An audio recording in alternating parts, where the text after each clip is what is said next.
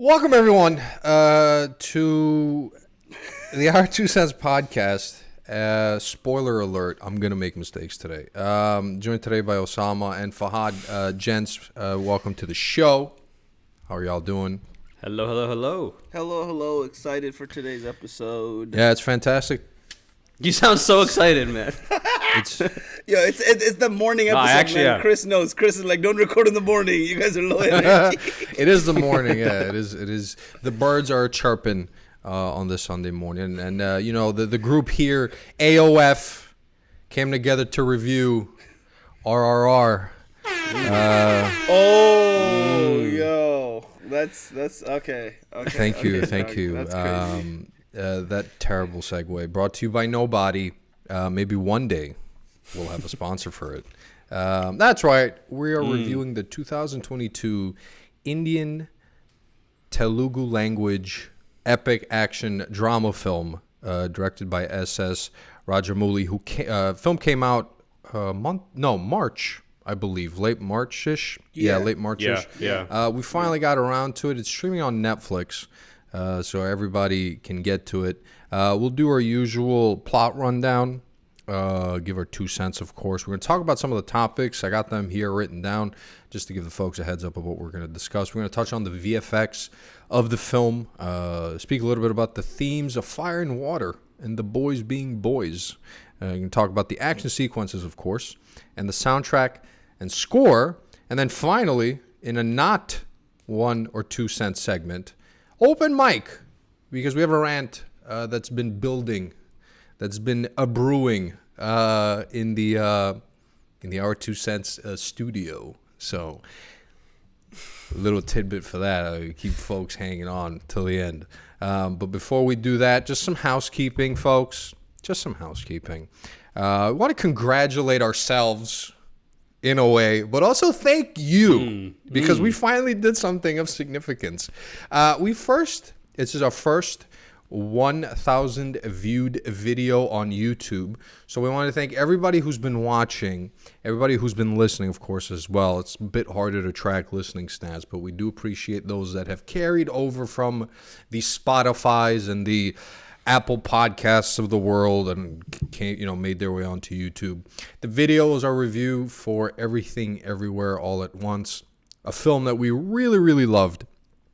And I think it showed on the review. We got some really good feedback. Some feedback, actually, that we would like to share with the rest of our listeners. And we'll go to Osama and his comment corner to let us know what those comments were. Osama, to you, brother. Cue music, Chris. Cue music. No, yeah, I just want to obviously on the podcast we like to highlight some interesting, cool, fun comments that we receive on the YouTube channel. Again, as Admir mentioned, make sure to check us out at Our 2 Cents podcast on YouTube. Obviously, we've highlighted quite a few on the show so far, but this one we wanted to really mention, especially for the Everything Everywhere All at Once review, because this person left 5 comments that were really detailed about the synopsis and really showed their dedication to understanding the film itself. It starts with, definitely one of the best synopses I've heard. It took me a few watches to stitch together all of those elements, including the fact that Evelyn stabbed Waymond and was purposely trying to fracture her mind as opposed to just defeating Jobu. P.S. I'm officially live commenting, so be prepared for more, LOL. I'm not going to read the rest of the comments, but this was great to hear from Photo Girl Films, someone who left several comments on that review and gave us some love there. So appreciate you, Photo Girl Films. And if you want to be shouted out on the podcast, leave a comment on the YouTube channel, send us a tweet, interact with us in any way, and we'll make sure to shout you out if it's anything fun or interesting or remotely decent for the episode. Back to you, Admir. Fabulous. Yeah, we appreciate all interactions. Of course, subscribe, like, do all that good stuff. Really helps the channel and us get out there, because we really want to get out there. Be up relatively soon after the movie releases, so of course, keep an eye out for that. No draft update this week. We'll be back next week with that as well. I had the Minions and did really well in the box office. Anyway, moving Yeah, of You on. course. literally Yeah, gave there them we go. this. Literally, I was Yeah, waiting. yeah. I was literally smiling. I knew you'd do that. Me and Sam were both smiling the moment you said no draft update. I know this. This is known. This is known. Yeah. As a reminder, the loser of the draft this year Yeah. has to review the worst film of the year alone. Yeah. And it's very much looking like it's not going to be Admir on that. So it's definitely a 2-horse race to the bottom. And I'm very much in the lead of that race. So I'm not too excited about it, but whatever. It is And what that it movie most definitely will be Moonfall unless there's a very Which horrible was movie also called this movie. is. Part of my downfall. So That's a positive feedback Self-inflicted. cycle. Because you Very. picked Moonfall is why you're where you are. if it is a movie that we've already reviewed, I vote that it has to be a new video. Yes, I agree. Like related to it. It doesn't have to be a new movie. It could be something related to that same movie still, but it doesn't have to be a review. It doesn't have to be a review. Yeah. It could be Maybe something you could else. talk about something we didn't talk about. You could talk shit about a different Yeah. aspect. of Maybe the I movie. can make a better version of the film. Exactly. I would 100% listen to that. A better version of Moonfall. Email that to the Chinese studio. Oh, you know what? That's Let's actually take not a that. bad idea. It's like Million. the worst movie. Take one of the worst scenes and make it better. Make There it it is. better. Yeah. Yeah, there you I go. mean, they could just drive away instead of standing there and watching the tsunami. That's an instantly better scene. For the aspiring filmmakers in the studio, yes, we get our names out there. But yeah, so that's the housekeeping. We're going to jump into some of the information here for RRR, as I mentioned, directed by S.S. Rajamouli, starring.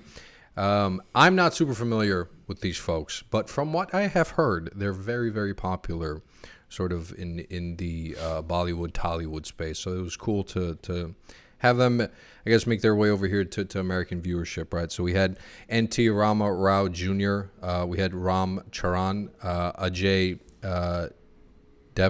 what was it? I wrote it down. Devgan, and Alia Bhatt. So I'll stop there so I don't murder any more names. The film release, as I mentioned, 25th of March, 2022, clocking in at over 3 hours. Had a budget of about $72 million US, and currently its box office is sitting at 145 to 152 million. And that's solid. That's already double. That's really good. Considering it did not have, from at least what I know, a wide release in the US. Yeah, no, it did not. It did not.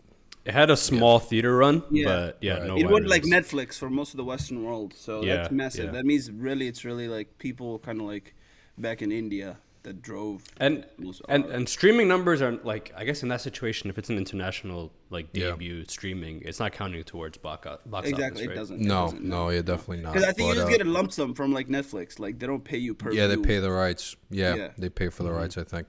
Anyway, I'm going to jump into the plot here. So here we go. In 1920, during the British Raj, tyrannical administrator Scott Buxton and his sadistic wife Catherine visit a forest in Adilabad where they forcefully abduct. Now, is her name, is it like a strong L, Mali? Or is it a soft? Mully. Yeah, two L's. Two L's. Mully. Yeah. Okay. Yeah. A young girl with a talent for singing from the Gond tribe.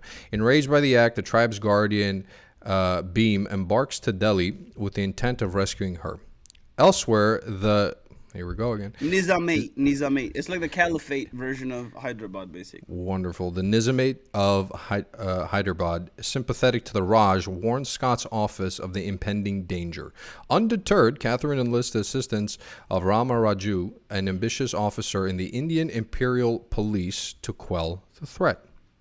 Embarking on his new assignment, Raju and his uncle attend several pro-independence gatherings in the hopes of finding clues. His opinions attract the attention of Lachu, Beam's gullible aide. Falling for Raju's trickery, he attempts to induct him into Beam's plot, only to flee when he discovers his true identity. A short while later, both Beam and Raju encounter each other. Unaware of their opposing identities and intentions, they unite to save a boy from a train wreck, sparking a friendship between the two. Over time, the two grow close together. Raju subsequently assists Beam in courting Jenny, Scott's niece, unaware of his intention to infiltrate Scott's residence. While attending a party there at the behest of Jenny, Beam discovers Mali being held in captivity. He subsequently vows to free her. Meanwhile, Raju deducts Lachu's covert identity and whereabouts. He subsequently apprehends him. While interrogating him, Lachu goads a bandit crate into attacking Raju. He thereafter warns him of his imminent fate and that the antidote is known to the Gons. Dazed, he approaches Beam, who immediately tends to him. Noticing similar religious features between Lachu and Beam, Raju deducts his true intentions. Regardless, Beam divulges his tribal identity and his mission, still unaware of Raju's covert identity. At an event held in Scott's honor, Beam's men barge into his residence with a lorry filled with wild animals, which creates havoc among the assembled guests. The animals maul Scott's guards, allowing Beam to briefly fight. However, Raju arrives and subsequently discloses to him of Scott's intention to kill Mali. He surrenders out of obligation.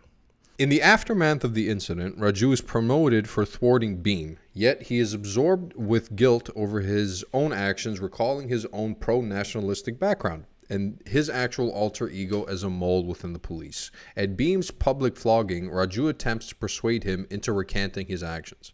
The former chooses to be flogged instead. Resisting his injuries, Beam sings in defiance, which incites an assembled crowd into rebelling. The riot further enlightens Raju, who finally realizes the recklessness of his actions. Determined to save his friend, he persuades Scott to secretly execute Beam while preparing an ambush to save him. Nevertheless, Scott deduces his plot. Whilst managing to rescue Mali from Scott's man, Raju is grievously injured.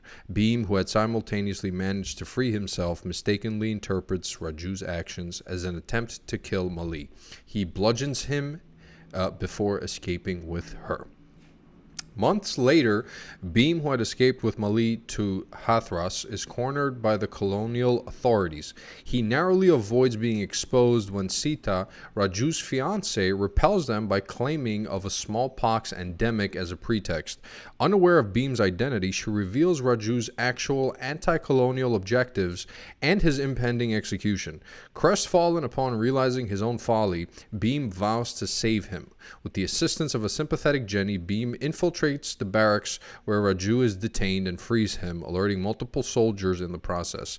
Defeating them, the pair retreat to a nearby forest where they decimate more soldiers with the use of a longbow obtained from the shrine of Lord Rum. Taking the fight to Scott, the pair hurl a flaming motorcycle into the barracks magazines, triggering an explosion which kills many, including Catherine. Cornering a wounded Scott, Raju has Beam execute him with an English rifle, fulfilling their respective goals. They retreat away from Delhi and consequently reunite with Sita and Jenny. End plot. For those of you who didn't caught that, that was several different takes. If you didn't catch it, hey, props to Chris, man. Post always fixes it. Post always fixes it. The postman always comes. The postman always delivers. Chris, we love you, brother. We love you, brother. Moving on to the R 2 Cents segment, where I will propose a topic, a statement usually that's very divisive, because we like that shit. And we'll have Osama and Fahad here either, be in favor of it, 2 cents, or be against it, 1 cent. So the first statement I will make is the VFX of RRR are the best we've seen this year. And I'll toss it to Osama for that first statement. That's a pretty loaded statement. I'm trying to think back I like it. I like loading. Yeah.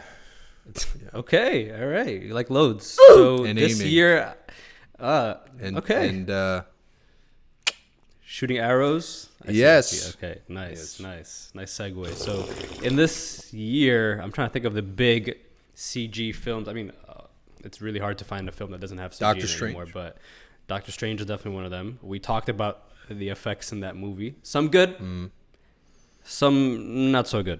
In the movie. So I think overall that film was a wash. I think in this movie though, the one thing that stood out to me, just a wash. Yeah. I mean, I don't know how else to describe Doctor Strange. I think if you want to know our thoughts on the film, definitely check out that episode. But for RRR, truly, so I've watched quite a bit of Indian cinema, not as much as Fahad, of course, not as much as a bunch of our other friends, but one thing that always lets me down slightly is the effects, not because the teams are not great at them, because they are using a lot of sophisticated techniques. It's because Indian cinema, especially within its action, is very anime-esque in its exaggeration. And so we are trained to see things as normal.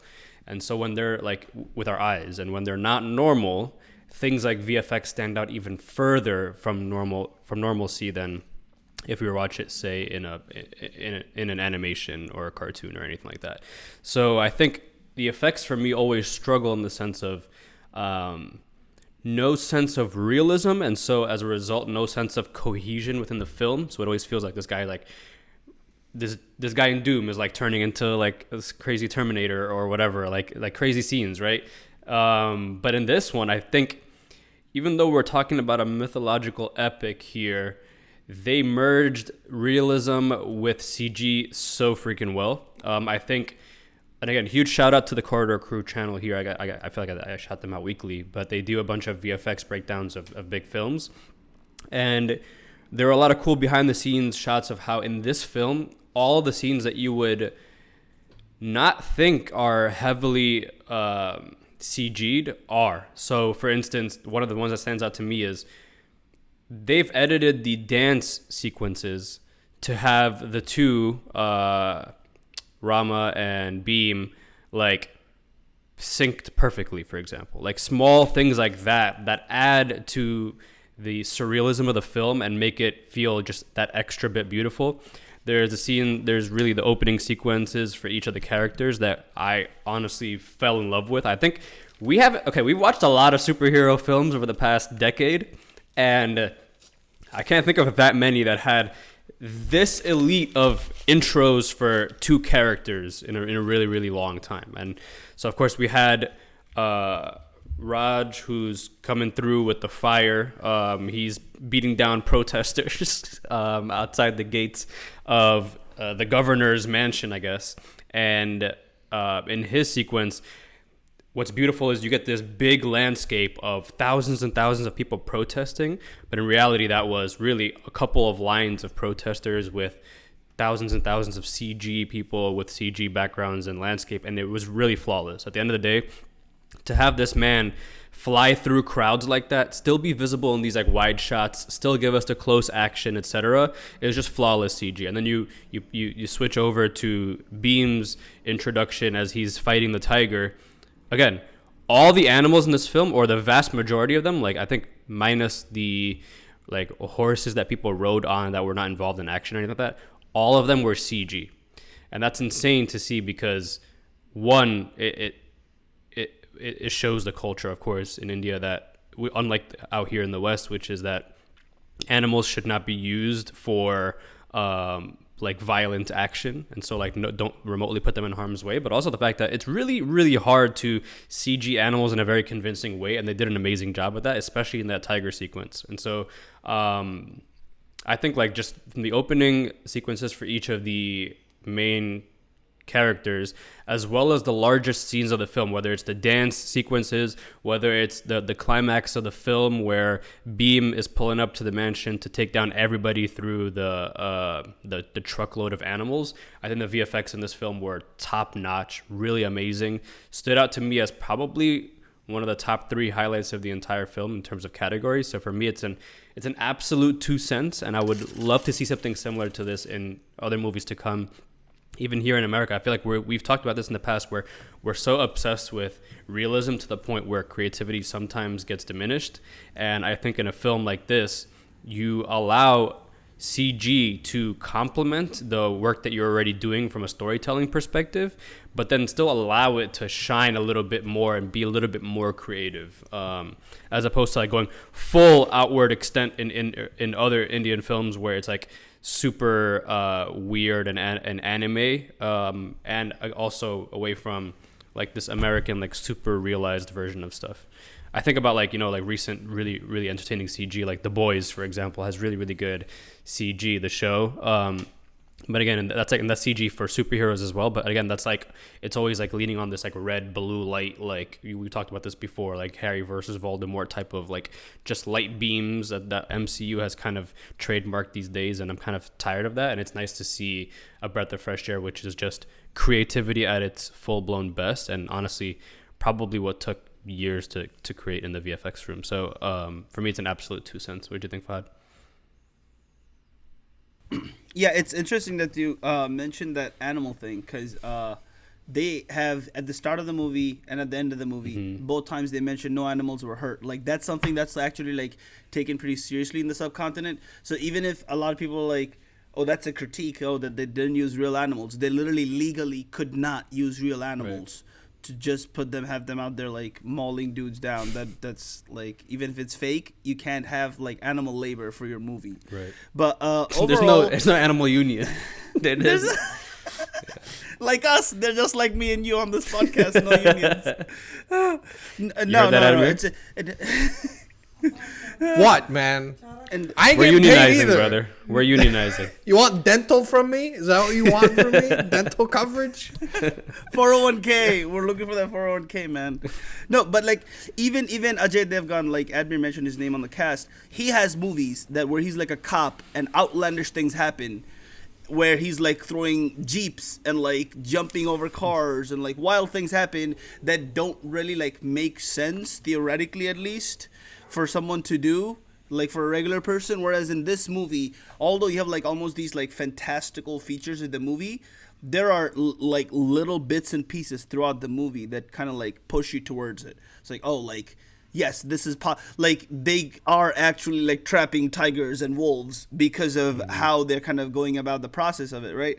I thought the tiger scene is the scene that kind of, if you're scrolling through the film, because I didn't watch the film for a little bit, if you're scrolling through the film on Netflix, that's kind of like the trailer shot that comes, and that does, I feel like, a very good job of selling the movie to you.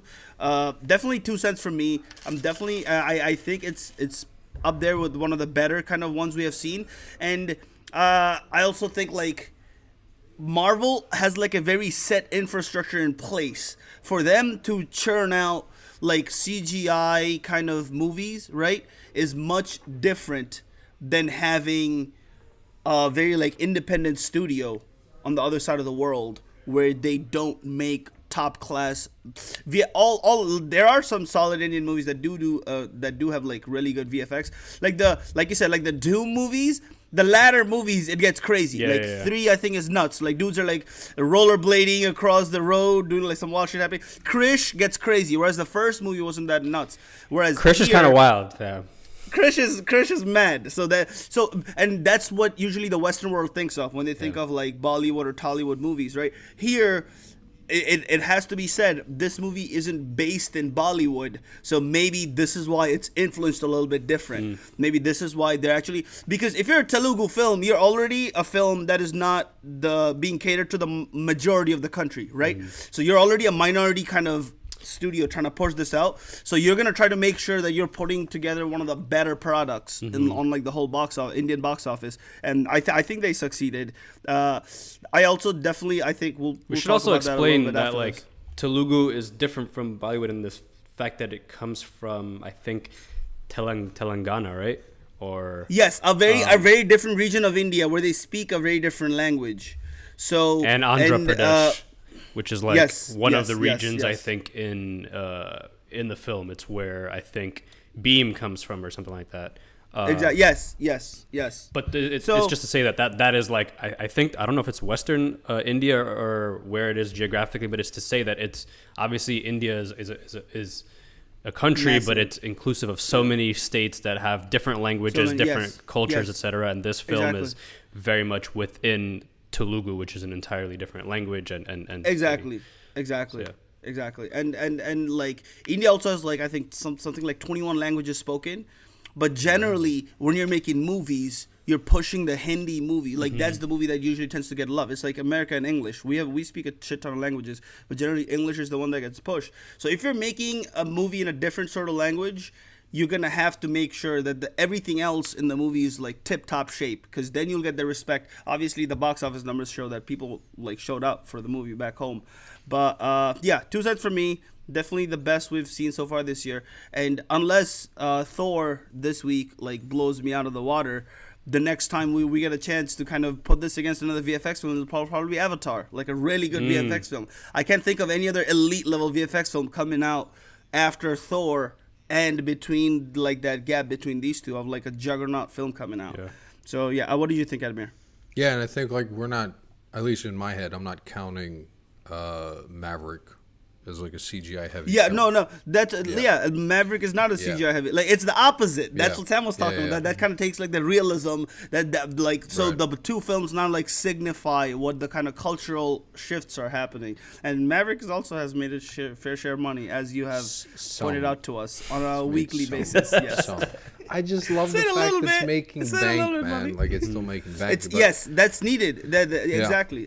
No, but on the VFX thing, I think what I really loved is when you use CGI to enhance or like give cinematography a new a new color scheme almost, and you get it the most in those dance sequences, which you mentioned, Osama, which were like fabulous to watch. Obviously for the choreography and the music and then the score and all that, but the look of it all, I think is fabulous. And the film has a lot of color that I think is definitely enhanced in post. Chris would know. And you do that for a film like this, it gives it so much character and so much personality. And that for me was really the thing that stood out for it. There's a few movies that I've seen like that over the years. The one that I forgot the name of the film. It's with the boy on the raft, and it's very high, fantastical. Life of Pi.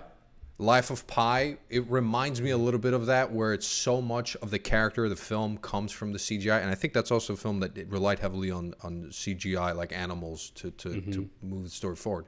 And that's, as far as I remember, I think that's like an American-made movie. So it was cool to see them go at it. Yeah, I agree. I think the tiger sequence in the beginning of the movie is probably my favorite example of the use of CGI, because it blends the two really, really well, right? And I think that's the difficulty where I have watching a lot of, I guess we're just, hanging, on Marvel here, but the difficulty with Marvel CGI at times is that it doesn't blend well with the actual reality of the actors that they're in, the space that they're in. And so that sequence was a very good sequence to show that. I think there's other moments where it's a little bit, and it's bound to happen, I think every movie's going to have this, where it's just a little bit too stark and it doesn't blend in well. The one that stands out for me is when I think it's Rama's father is talking to his own brother on the top of the building, and they have the red landscape behind them, and it just does not pop so well. So you'll have those moments. I don't think they hold the movie back at all, because still there's interesting color and things like that. But yeah, I think in terms of what we've seen so far this year, this is a 2 cents. I think this is probably the best VFX I've seen in the last 6 months, whenever the year started in January. So it will be interesting. I think, Fahad, you're right. I think I will be beyond shocked if Avatar isn't as good as this, just because of how much work has gone into that. So, and we're both James Cameron guys. And it's also a different category, because that's an entirely CG film. So it's and that's true. the one thing you should be working on, is to make that as perfect as possible. They've also had over a decade, but what am I gonna something like that. And I think Thor is also, both of you mentioned, like, Thor is doing, like, CGI helmets, so I don't have super big expectations of, like, non-beam technology kind of taking some sort of hold on Thor. So I would say Avatar, but then again, to Sam's point, 12 years, also one of the greatest filmmakers of, like, the Western era is helming it. Yeah. So I would definitely expect it to, like, do well. But the fact that we're even mentioning this movie on par with, like, two massive films and franchises, I guess, like, speaks volumes within itself. I'm also very interested. So I have, this is like one of my film blind spots. I have many. This is one of them. Like I haven't seen too many movies from India, so I really can't speak to general things from there. But I do wonder what other Telugu language based movies look like that maybe aren't as upscale as this? Like, do they do that action stuff that you mentioned that is a little bit over the top, but because of the lack of maybe resources, it comes off as that? Or is the reason this movie holds back in some respect in the fact that it doesn't go over the top, is that because of the fact that it's made with this different sort of from a different place of the country? Would be cool to know. Right, so that's something worth keeping in mind. But KGF is also Telugu based, so that was another movie you had drafted. Both Did one you and watch two, that? exactly. Yeah, yes, I watched. It's actually out on Amazon. I have it. It's free on Amazon, both of them. Fabulous. So you guys can watch it whenever. And how was that? Very quickly. That one, it's similar to like that's why I mentioned it like from a very specific kind of language. Okay. That one also, you can see that they're paying attention to details that if you're in the mainstream, you don't necessarily have to. Right. Like you can skate by because that's also another like a film made in a very different language. Like their mouth moves differently and it's dubbed in Hindi, and you get the subtitles. Are out of whack sometimes if you don't know like what they're talking about. But you can kind of see like that part of the country, like Tollywood, is like, we're gonna have to do a little bit more than the regular film in India to be able to succeed. That's why they're probably taking Also like, a worth different mentioning kind of that step for in that anyone direction. like us who watched RRR on Netflix, it was dubbed in Hindi and then translated. And so I know, Fahad, you were mentioning earlier, probably when we weren't recording, that the translations, the subtitles are off with at least the Hindi that you're hearing in the film, either because the subtitles are translated from Telugu or they're just bad. But either way, or they're just bad, exactly.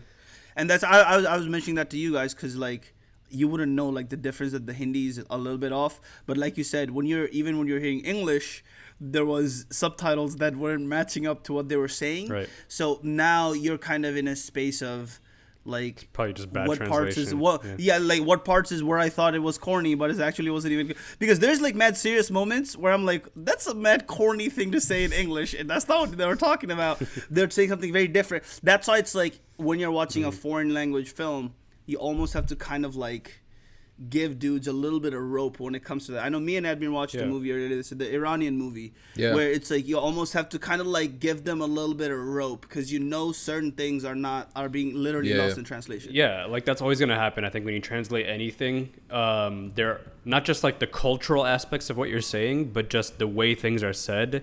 Culturally might mean something entirely different. I know, for example, when I try to translate Arabic to English all the time, it's like, in Arabic, I could be thinking of something like so poetic, so beautiful, and then I translate it to English, and it's just like the dumbest thing ever. You literally sound disgusting. Exactly.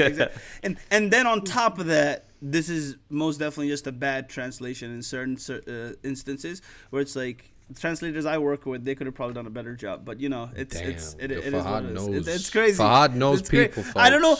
The thing is, it doesn't seem like that seems like a stupid place for me to like cut costs. Right?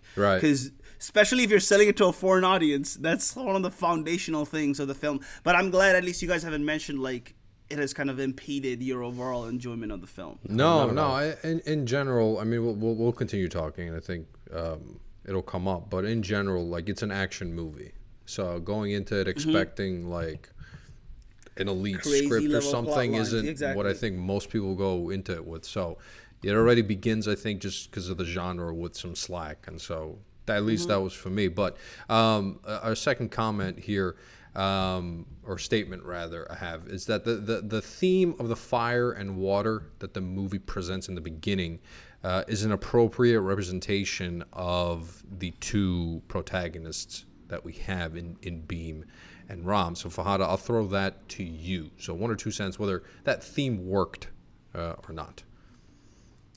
Beam was the one that was water, right? Yes. Yeah. Yes. Yeah. No, I thought that like it blended in really well. There's probably definitely parts of like Indian mythology that's being used here that I'm not fully educated on that I can like refer to. But I'm sure they're kind of like going for something there. But I thought of as like fire as like more of kind of like an offensive tactic, and water is more like a defensive tactic. And whereas Raju's trying to kind of like literally invade his own people to like kind of get past whatever social kind of mobility he needs, right? Whereas Beam is just like, I literally just want to get my cousin back. Like, I have no other motivations here. I don't want, like, he doesn't want freedom for all of India. He just wants, like, this small thing to just kind of, like, preserve his culture. And also, I love how they kind of went about their paths crossing and them, like, staying friends for a little bit, although it was completely, like, you know, like, it's a big level of foreshadowing. You know what's gonna happen, but you kind of see these themes play out. Like, you don't see the fire and water stuff when they're boys for a while, right? But you see it big time at the fight outside the mansion. Yeah. When Raju pulls up cured from the thing that his boy cured him of to mess up his boy on some, like, crazy level of cognitive dissonance. So that fight for me was, like, elite. It almost kind of, like, reminded me of if Mortal Kombat ever had a decent film.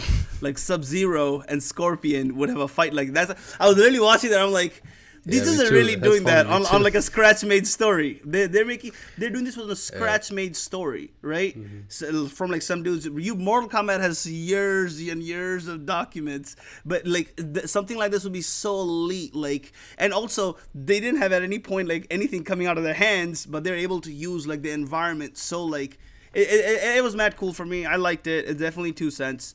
Definitely liked how their kind of, like, lives overlapped. I'm sure we'll talk about that more. But Sam, what did you think?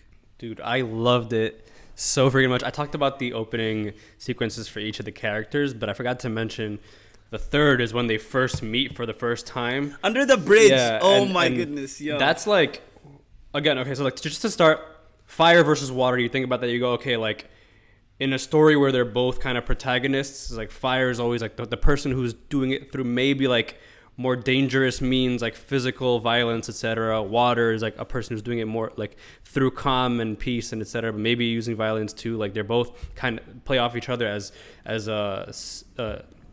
symbols really, really well for this story. And you always have those kind of characters in, like, all of time, right? You think about, like, Malcolm X versus Martin Luther King, or you think about, like, even as you said, like, Charmander versus Squirtle. Yeah, legends of our time, you know. And crazy. That's a crazy back-to-back.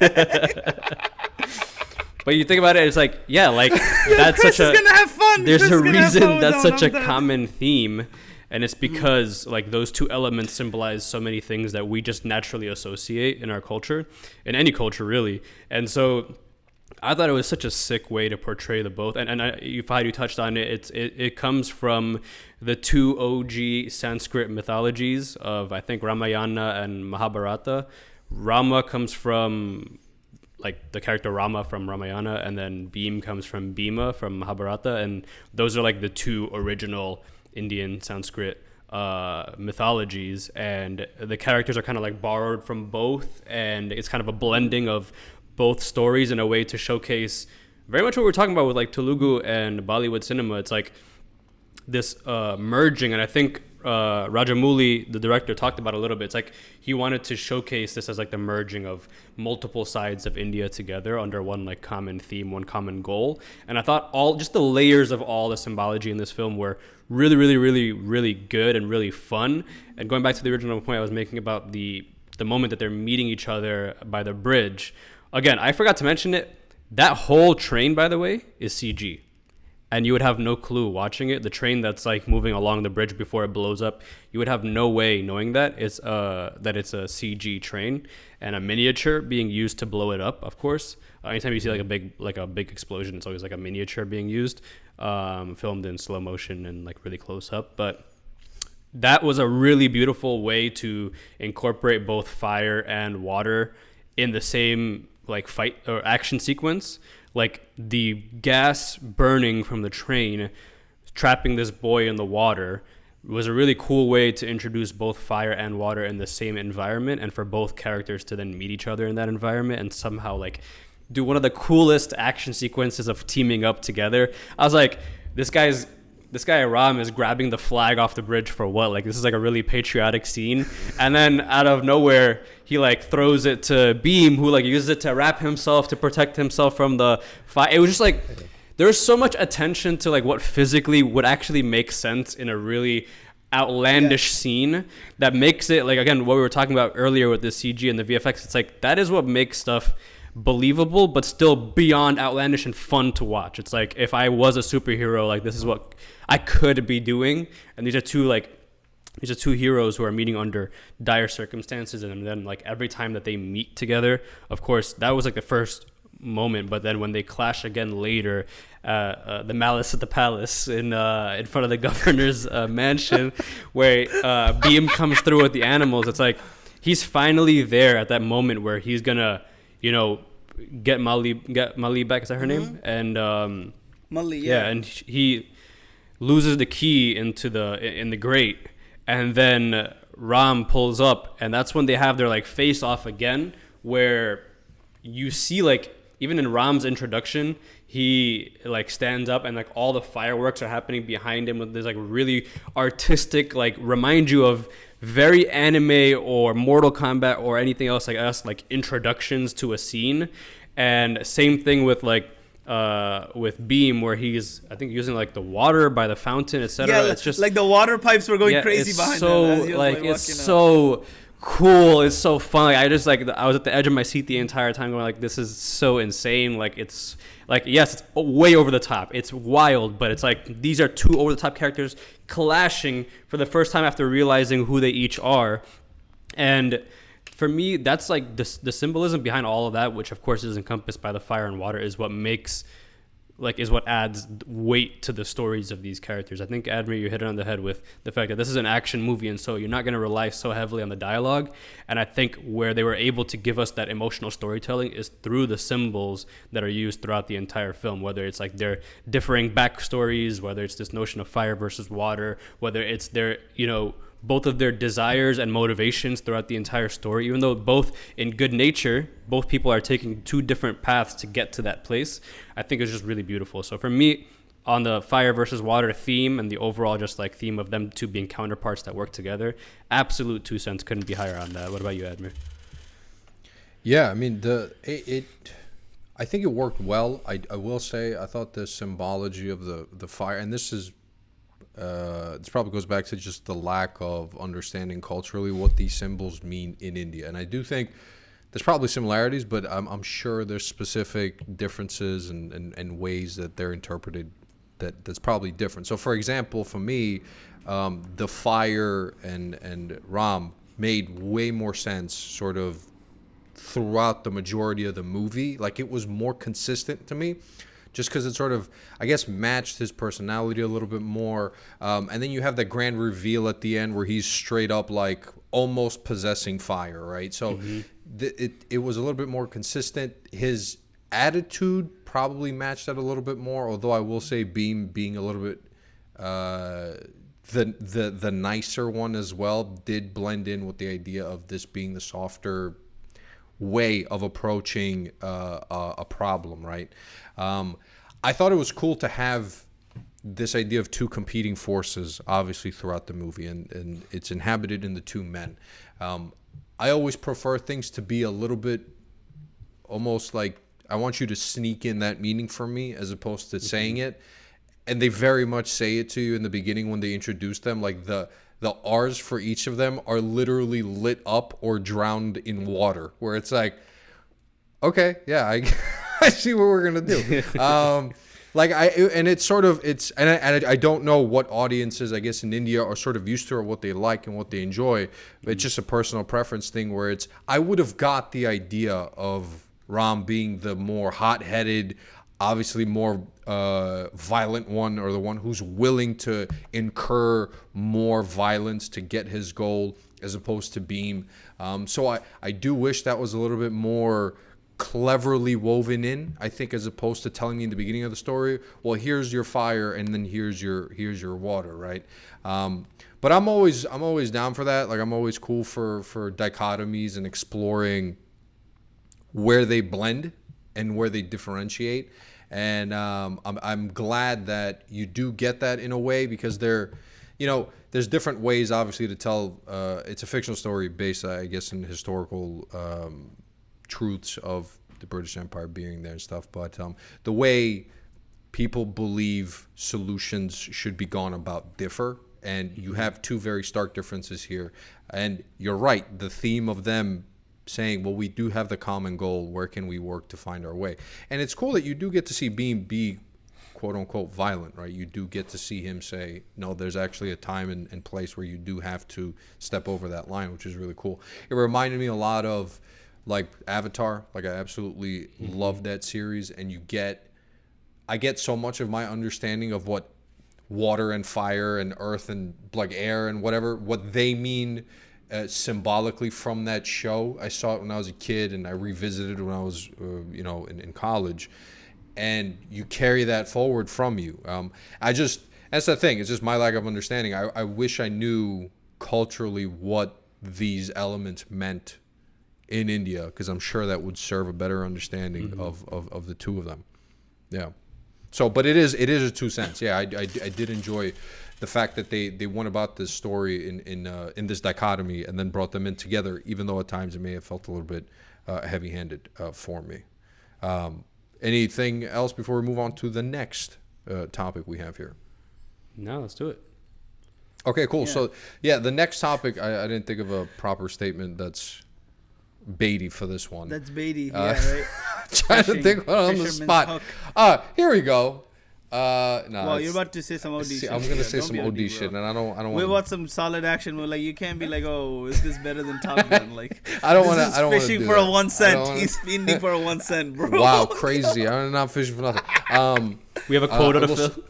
Okay, let me say this, and I'll answer it first. I'll answer it first because it is something I had an issue with the action, and I'll bring that up then. Okay, so the statement I want to make is the action sequences and the action in general fit the tone of the film, right? And I'm carving it in a very specific way just because I think we already talked on the VFX a bit, but I think what I wanted to say, so it's a 1 cent for me. I do think at times, and again, this is just me not watching enough of, I guess, Indian films, and you guys mentioned this, that they're relatively over the top, and this probably held back in a way, which I find hilarious because, damn, what more can we do from here? The final third specifically, I feel tonally conflicts with like some of the story that we're getting told. Like it's a very serious story. Like it's you're grounding it in colonialism, and then you're grounding the characters in, family members being ripped away, family members dying on battlefields while they're fighting the British. Like it's very serious stuff. So when you have that, and then you have moments where just dudes are hopping on dudes' shoulders, and now we're just, I don't even know, like just impenetrable forces of just action. And at times it's comical to the point where it almost breaks the tone of the film for me. It reminded me so much so of like the 80s action movies I used to see here back in the day with like Steven Seagal and Jean-Claude Van Damme, where it's like one dude touched to the neck, he falls down. If you've seen the Key and Peele sketch, it's hilarious. But as I was watching it, for me at least, it just got to the point where I was like, I don't understand this. They're never going to die. And I guess that was it is meant to be over the top. So they're never going to die, so the danger isn't there for it. But then that weirdly conflicts with the tone of the movie, which is meant to be sincere, which is meant to be somewhat at least grounded, obviously, in the actual story of the British enacting horrors on the subcontinent, right? And when you get these over-the-top anime sort of sequences, I feel like it's too jokey for the story. And that may be because I just in general prefer these grounded sort of approaches to filmmaking, which you mentioned at the top, Osama, and I'm glad you did, that this isn't always the case with media outside of the West, right? Even when it comes to like superheroes, it's not the case. When you have even something like a Deadpool, the underlying plot for Deadpool isn't that serious. Like, yes, it's obviously motivational enough for the character, but it's not grounded in something political or something, involving war, things like that. So when you do that, for me at least, there is a higher level of dissonance that I need to do to fit the two together for me to not feel like I'm being ripped apart from the story. Because the story and we talked about it thematically, is about coming together to fight this common enemy, this common foe, the British Empire. And when you've built them up to be such sadistic, evil people, when the action sometimes takes a turn and becomes a little bit too jokey for me, it does remove me to a good degree from what's happening. And it doesn't, the opening sequence for Ram is a little bit like that, where he's just, it's just an endless crowd that he's willing to go through and does with minimal consequences. And it just sets the movie for this point of like, why am I supposed to take it seriously? Because it seems like it's meant to be playful but also serious. And it's just, for me at least, a really large gap that it bounces back and forth from, at least. I think that's probably what symbolizes it the best for me. Like, it's going from very far distances back and forth. So that's why it's a 1 cent on the action, because it does rip me too far. I will say the action sequence outside the mansion is the best one, because I think it does this the least amount. It tries to, yes, we're going to be over the top at times, and we're going to have moments where dudes are sort of floating in midair and whatever, and that's fine. But it's still serious. Like, the moment is still sort of serious. And I do believe that there's consequences for the fight, because we do have the two guys who face no consequences in the other fights, that, okay, somebody's going to lose here. So I just wish more of the movie was a bit like that in terms of the action anyway. Yeah. I can take it. I can leave now. Yeah. And I'll just let y'all finish the episode. Yeah, no. Sam, you want to go first? Yeah. So I hear you. I hear you on that. Like the final third. I want to go now. I agree with you. Like, it was at first slightly jarring to see these two kind of grounded characters evolve in a way to just like transform and become these like new superheroes. What helped me understand it a lot better afterward was like when I finally started to read up on the film and understand that these characters are probably already understood by Indian cinema goers as superheroes. It makes sense that like you have that initial scene at the protest where he's literally Captain America, or you have like the sequences where they're fighting, and like for me the most jarring moment was when, like, initially when I first watched it, was when they're in the forest and Beam helps save Ram, and then he transforms into like this like gorgeous like flame arrows, right? Yeah, and that's when I realized after that, that's probably a big payoff for a character who's been subdued throughout the whole movie, who you probably subconsciously know is a superhero, and like is. And I think the beautiful part is that it's the story isn't leaning on those two superheroes to save the civilization as a whole, like necessarily by themselves. It's this idea of their joint camaraderie and resistance against colonialism is what inspires everyone else. And I really love that they lean on this theme of Ram realizing that, yes, even though he's strong enough to take down all these people and then bring guns to his people to go, he's lost his way in the process of siding with the evil side. And in that process, he realized that Beam's way is the way to motivate the entire nation against these oppressors. It's not his own way, very much like people who have sided with the English for whatever other reason. He needs someone who resists in the face of them, someone who, in this case, like, was taking his lashings and like singing to the people. And we didn't talk about like the singing necessarily, but like those are just beautiful moments where I realized, it's more than just the fact that they're superheroes taking down the British. It's like, that's not that, like, to your point, Admiral, that's not satisfying enough to watch these people commit atrocities all movie long, and then you just like shoot them down in a second, or like stomp on them. Like, you want to watch them suffer a little bit in the film, as opposed to like superheroes come in, swoop down, and like destroy them all. And I think in this film, I'm okay with the over-the-topness of the action for those reasons. The fact that this is baked in mythology, and it's actually a huge credit to the director and the writers and the storytellers in this entire film, that it felt so grounded for so long, and that's why it felt slightly jarring, because this is, at the end of the day, a mythological story. And it's like, I really love traditional old stories that are adapted for a modern Yeah. new purpose. And I think they did a really good job of this, as we all mentioned, like really shifting the adversary in this case to be the British Empire. And like for me, that like didn't like that made me kind of feel a lot better about those scenes. The other thing I want to say about the action is the fight choreography is legit top notch. Like Yeah, I've watched a lot of like fight breakdowns online and like stunt choreographers, etc. The scenes where the two protagonists are fighting each other, or the scenes where they're fighting other people or other things, are really well done, technically speaking. Like whether it's the way that they're fighting each other and the motivations for the fight. There's a lot of like hand fighting sequences, even though these guys like have superpowers, even though they're like superhuman, etc.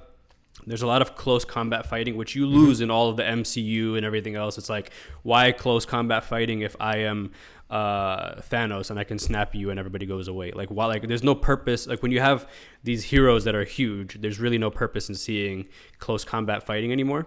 And they did a great job of blending that in this movie, but an even better job of capturing it in film. Like this movie, beyond everything else, is just like stunning to watch visually, and they carried that over into the fight sequences themselves, which is really hard to do. I think a lot of movies, I think back on like the Bourne series, lean on like fast cuts, like fast twitch cuts to like give you this feeling of, oh, like you're getting destroyed left and right, etc. And it's really cheap, and it doesn't really help you. It doesn't help the stunt choreography shine.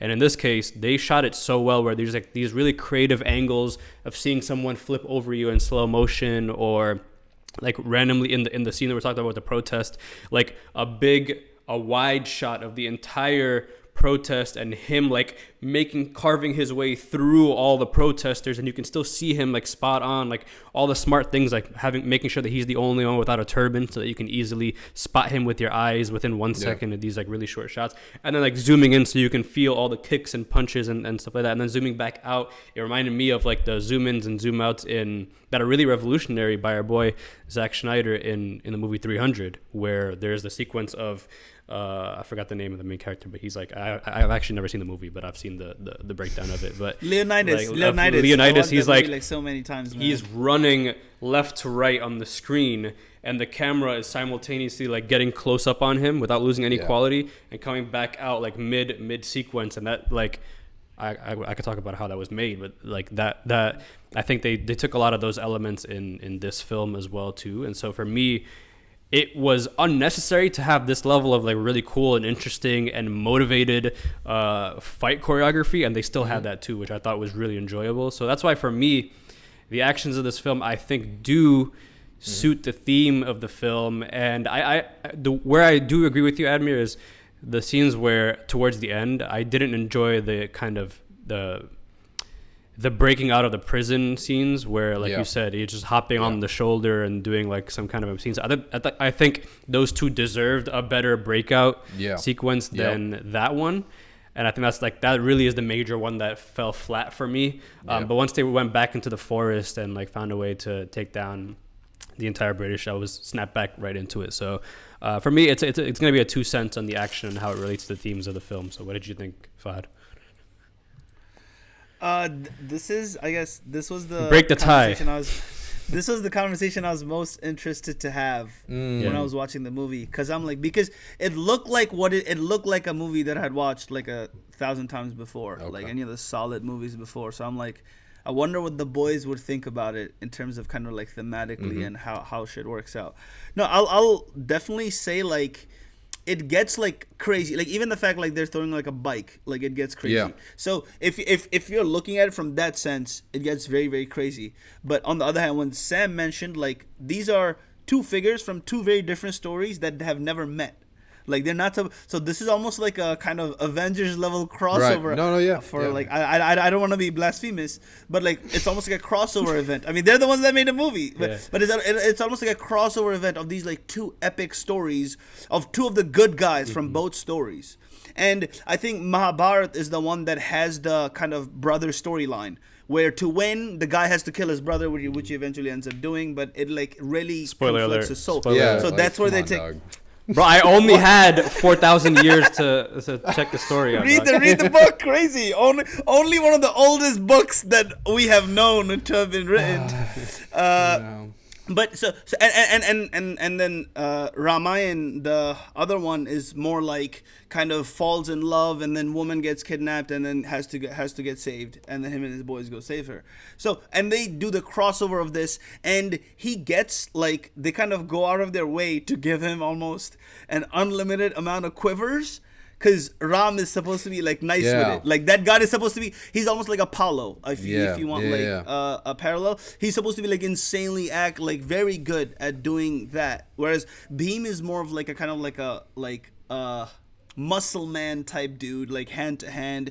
That's why you'll see like his style was more like he's throwing shit, he's fighting hand to hand. He's not a lot of projectiles. And also, I almost feel like they went out of their way to not have them use guns a lot. Yeah. Which again, like it was kind of weird that like when he's on top of his shoulder and he's like dual wielding 2 rifles. Again, it fully looks and sounds like insane to an audience that hasn't, because if you live in India, you're not used you've been like this has been drilled into you. That's like here, like. None of the three of us are like super religious. I mean, I guess Admir is sort of religious, but I'm not like a religious Christian. Am I the but most I know, no. Like what? Sort of. No. I was gonna say like because we're here, there's certain parts of Christianity that I just know. I wouldn't have learned any of those things back home. So again, like I don't blame a Western audience for like, and I've had a couple of other friends who have watched this movie that's been like, oh, this guy just fought like 400 dudes at the start of the movie. That's such a bullshit start to the movie. Whereas like then it becomes Beams like trapping a tiger, almost more realistic. You're like, oh, that kind of makes more sense than whatever the heck. But cabling the tiger, just elite chest workout, man. and then the tiger's like scratching him and shit, and then he's still got it. No, but it's. Then you got to think about it from the kind of lens of these people are supposed to have almost like already superhuman abilities. They just haven't like locked into them yet. Like they haven't figured out that they have them. Eventually, when they do, like it gets crazy. Also, like if you're like watching or reading any colonial story like pre-1950, it means that they got killed. The movie just didn't want to, like, they got hung. Like, in real life, those two probably got, like, rocked. Like, Scott Buxton didn't die probably at an Indian rifle. Like, they're probably meeting at some town and just got rocked, like you know? So, that's why the movie is, like, that's a very depressing movie for, like, an Indian audience. So, they're going to try to show, like, the big W. But I'm 100% with you. Like, it gets, like, very outlandish in certain situations. And unless you know, like, the very specific kind of background, it's not gonna like make sense to you, you know? Like here, like we know so much about Marvel. When like wild shit happened in the earlier movies, it was okay. We're like, oh, this makes sense to me, you know? Yeah, I guess for me it was like consistent redrawing of the boundary of what was possible. Like I think during the course of the movie, that was like, oh, so now this is possible. Oh, so now this is possible. So I guess, and that this is true. When you have context going into it, whether that's experience with these types of films or where these characters are based in and how they're revered in the culture. It's like knowing damn well Spider-Man is in the culture of America and the West and globally, but also that's so sad. In the That's West. So sad. Like they have Sanskrit OG mythologies and we go Spider-Man. yeah. I mean, but that's just they're like those two dudes have existed for like way I think like 300 or 400 BCE. So like definitely like 2,500 years, and we're going like. I mean, America has nothing, but we're just like, yo, Spider-Man. Like, what am I gonna do? Abe Lincoln? Like, isn't there? Like, yeah, no. I mean, the funny. I mean, they got Abe Lincoln movies. Are those texts? And please forgive my common man question. Are those texts the basis of the religion? Yes. Right. Yes. So the flip of it would be a Jesus Christ movie with the apostles going ham. Right? It's just not I feel culturally what I think would. It's just a cultural difference, I feel, in how you choose to portray characters that would like I wouldn't imagine, and I think that's differently. It's yeah. Go ahead. They're less I think foundational to the religion and more of like epic like poems. stories. So like they're stories that it would be like talking about like religion. Odysseus or like talking Yeah. about like Zeus. Yeah. Like think about Greek Okay. mythology kind of thing. But Sure. but the thing is that like they have days when they celebrate shit that these guys did.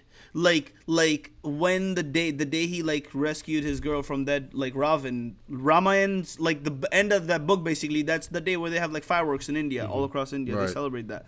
So like it's part of it, but it's also like they're almost like side characters. Right. It's not like no one's like worshiping them specific. I guess Right. some dudes might be worshiping them specifically.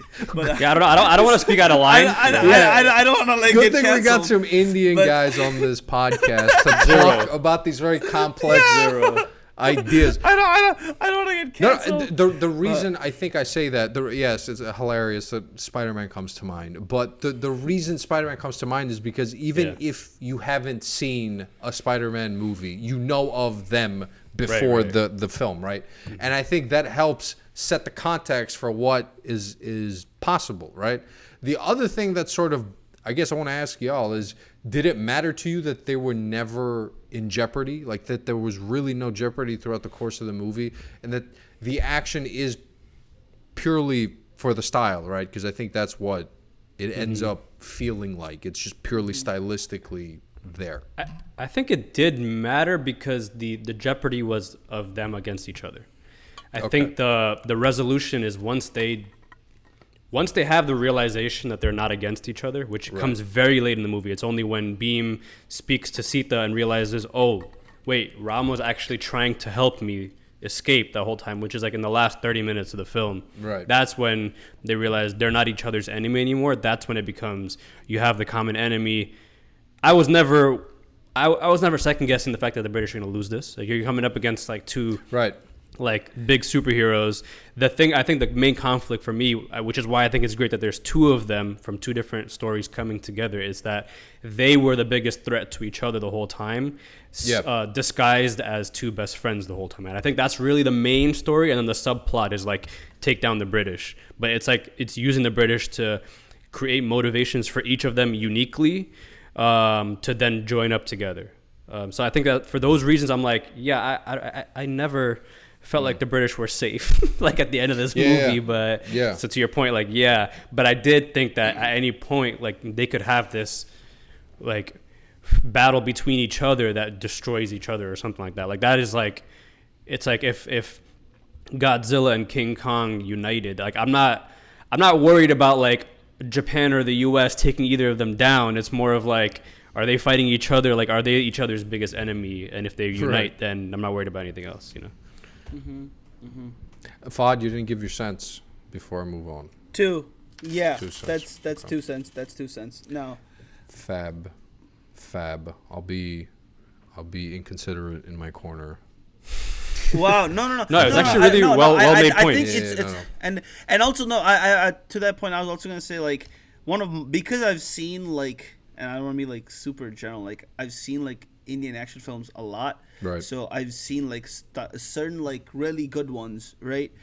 But the whipping scene that they have, I didn't see any scene like that before, so that might be another scene that kind of seems like silly to the Western audience, like like this guy's doing like a song number while he's getting like rocked, but in reality that was one of the few things you could literally do to protest in that moment, and a lot of people actually did that. They actually did sing. So I thought and that's one of my favorite scenes in the film, because that's really as serious as the film gets. Yeah, because once that scene kind of ends and he kind of has to carry him out, he really like, it really dawns on him, that's the heaviest the film gets.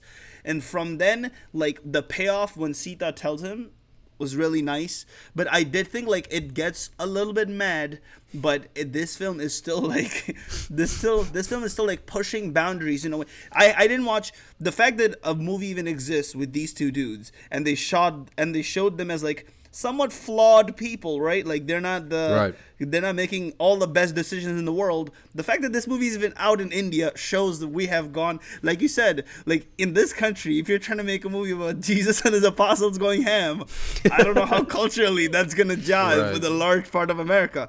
The fact that India is even open to something like this and they're like going forward with it, I think that only bodes well for us, like getting quality stories that is not, because I think I told Sam this before we start watching. I'm like, I hope this is not like all propaganda. That flag thing I thought was gonna be propaganda, but they had like a kind of like a practical moment for it.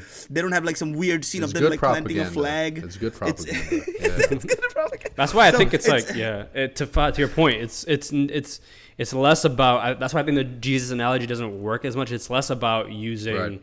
It's not the equivalent of using like Hindu gods, for example. It's more it's more mythological. Like I would just harken back to Greek mythology and just say like this is the equivalent of using Zeus, Poseidon, like using those kind of characters in their. It's always like some kind of voyage or war or whatever. Yeah. Or Norse gods. Funnily enough, next week we're coming over Norse gods. So. Very true. Yeah. No, that's probably the way better.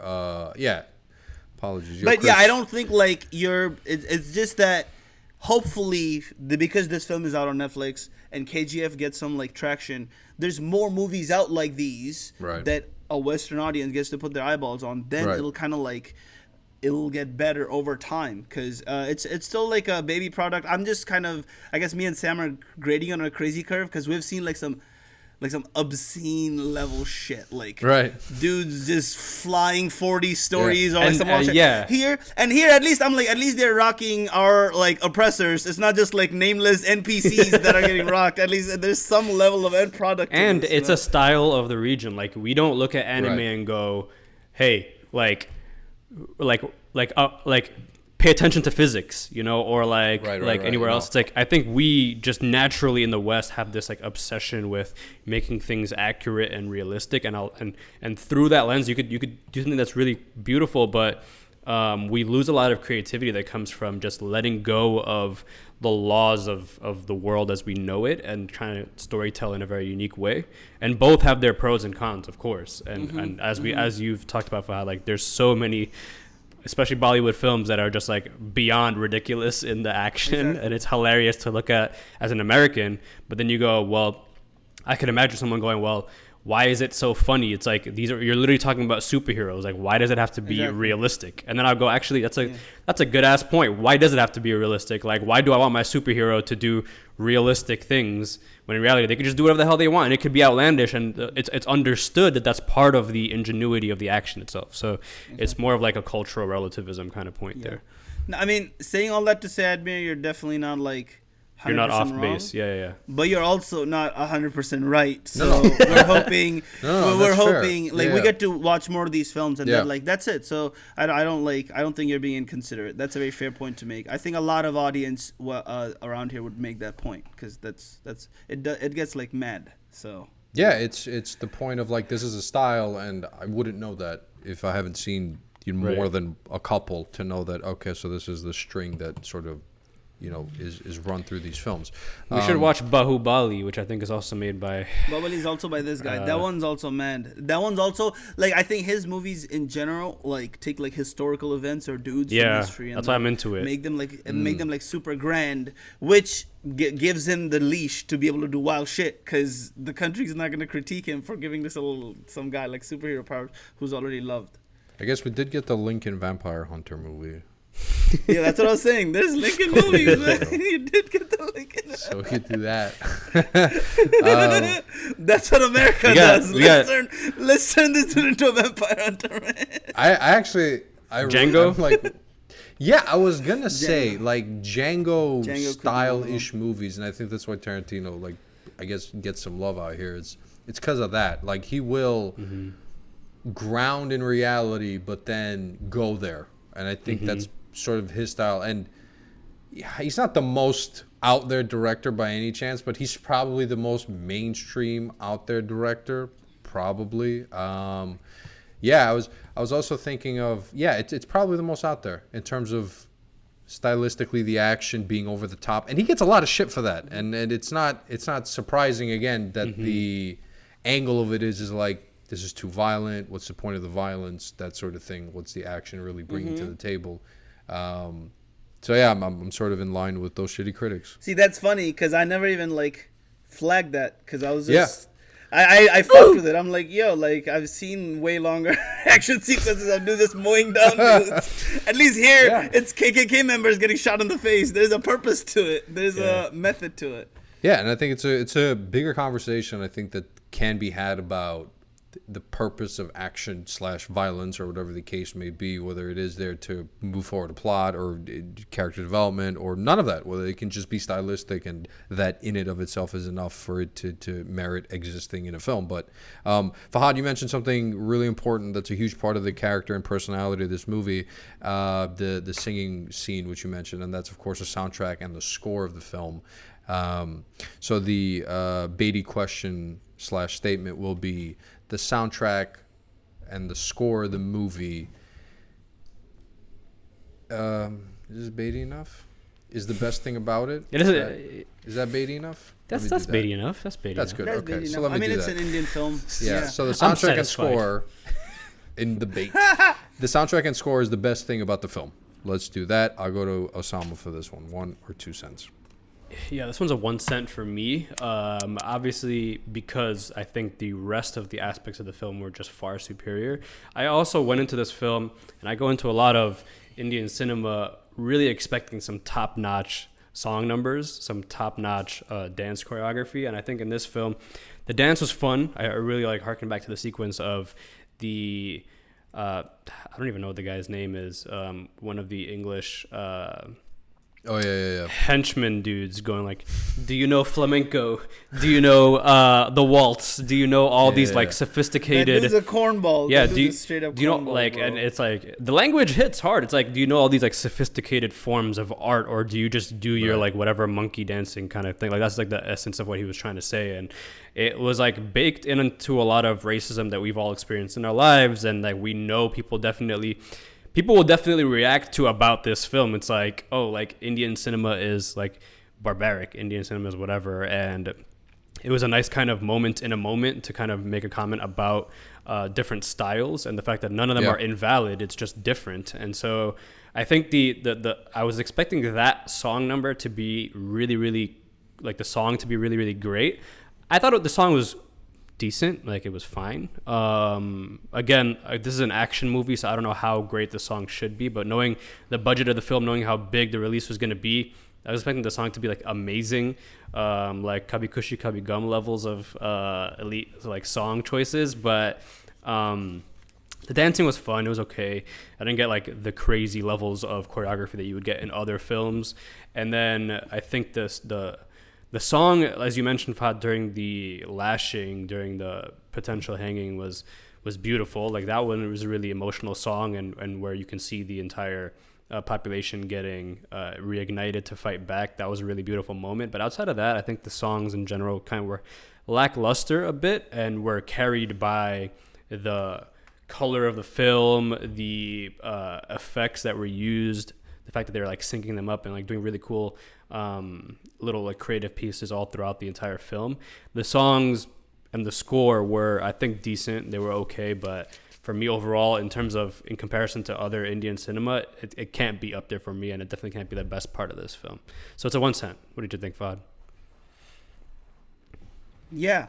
I think we're on a similar page here. I think usually Bollywood, Tollywood, like movies coming out of India, there's a very high standard for the music, because there will be music. That's a whole like other industry in India, like musicians who really make music just in the movies. Like they make enough money just singing in movies in the background. They don't have to like drop albums like here. We don't have that culture here. Every movie here, there's scores, but there's not like actual songs. Same thing in Egypt, I would say. Exactly. Who are making like exclusively songs just for that movie. We have like, let's say like very like someone like Kendrick Lamar might make a song for Black Panther, but it's not like this. So you're expecting something very specific, and I would say that generally the music doesn't hit like that. But that's why it'll be a 1 cent. But for me, my favorite, and I felt the strongest scene in this film did have a song in it. So that's a bit of both. Like, yeah, it's like Sam said, it's only not the strongest point for me right now. Like, the best part of the movie is because the movie had other parts that I liked more. But that scene kind of adds a couple of points to this movie for me. Like, I definitely kind of see that, where that level of brutality, showing that is very important for like an Indian audience. Like, they weren't nice to you, and that needs to be made a point, because there's another like Indian film that's called Lagan. I don't know if I was talking to Sam before this. In that one, they play like a cricket match, and it's a wager. Oh, if you lose, you guys are gonna leave. So the British lose, and they just leave. That's not how.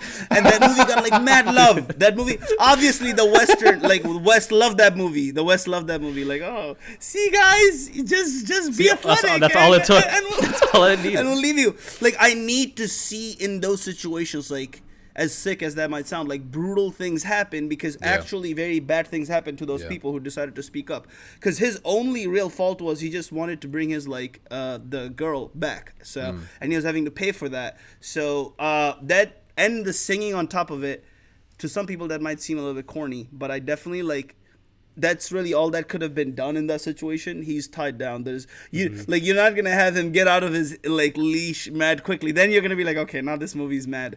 So it's a 1 cent, but overall, I think that scene is very, very strong throughout the film, and kind of like holds the movie up and makes it serious.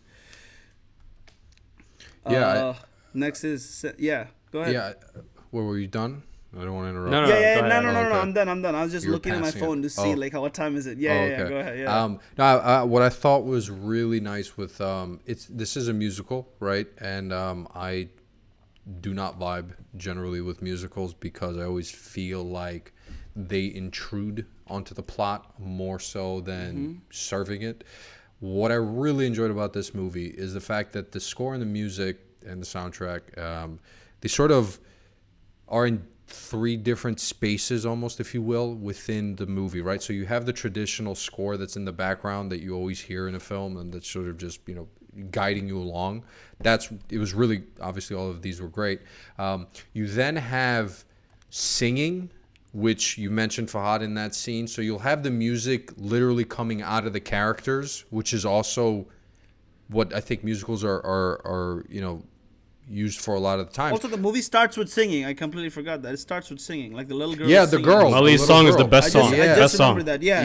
That's the best song in the movie. Yeah, and that's why that kind of grounds you. You're like, okay, yeah, he just beat up 400 dudes, but this girl sings kind of nice. Let's keep watching this movie. Yeah, and it's that. So it's the singing that actually the characters do, but they're not doing it like out of pocket. Like, you're not. It's not a weird moment to sing. Like, it's a moment of protest. And or the girl. There are those movies, bro, where they're like fighting and singing some like weird okay, there you go. Yeah, so for me, this one did it in a very, very appropriate way, because it served the film and the plot in terms of, stop everything, branch, we're gonna do a thing, and then we're gonna come back to the main movie, which just preference wise does not work for me, because it's jarring, right? So you have that level of the songs coming from the characters, and then the third thing you have is characters reacting to the music, right?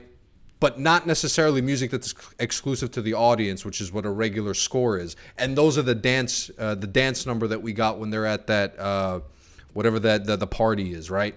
So you have these 3 different ways that the movie interacts with the music, and I thought that was really cool, that there's depth to the way you go there, and it's not heavy in one or the other, right? It's quite controlled in when they go into the music, when they use it, and then when they use song. The other thing that was great is actually the symbolism of the song, that the British are effectively trying to steal a song, right? The girl is sort of a symbol of the song, and they're trying to steal it and rip it away from the culture that she's a part of.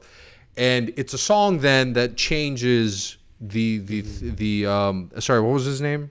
Was it Beam? Ram, right? So it changes Ram's perspective. It's a song that actually flips his idea of what he's meant to do, and they end up saving the song, I guess, that was stolen in the beginning, and in a grander sense, understanding that it's the voice that will free a population, not necessarily exclusively violence, right?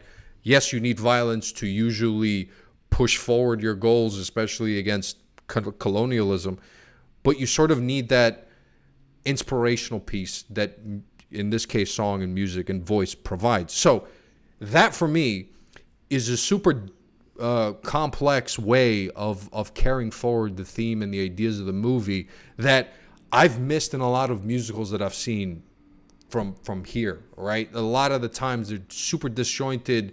There's, song isn't usually a symbol in musicals. It's just there to serve, moments.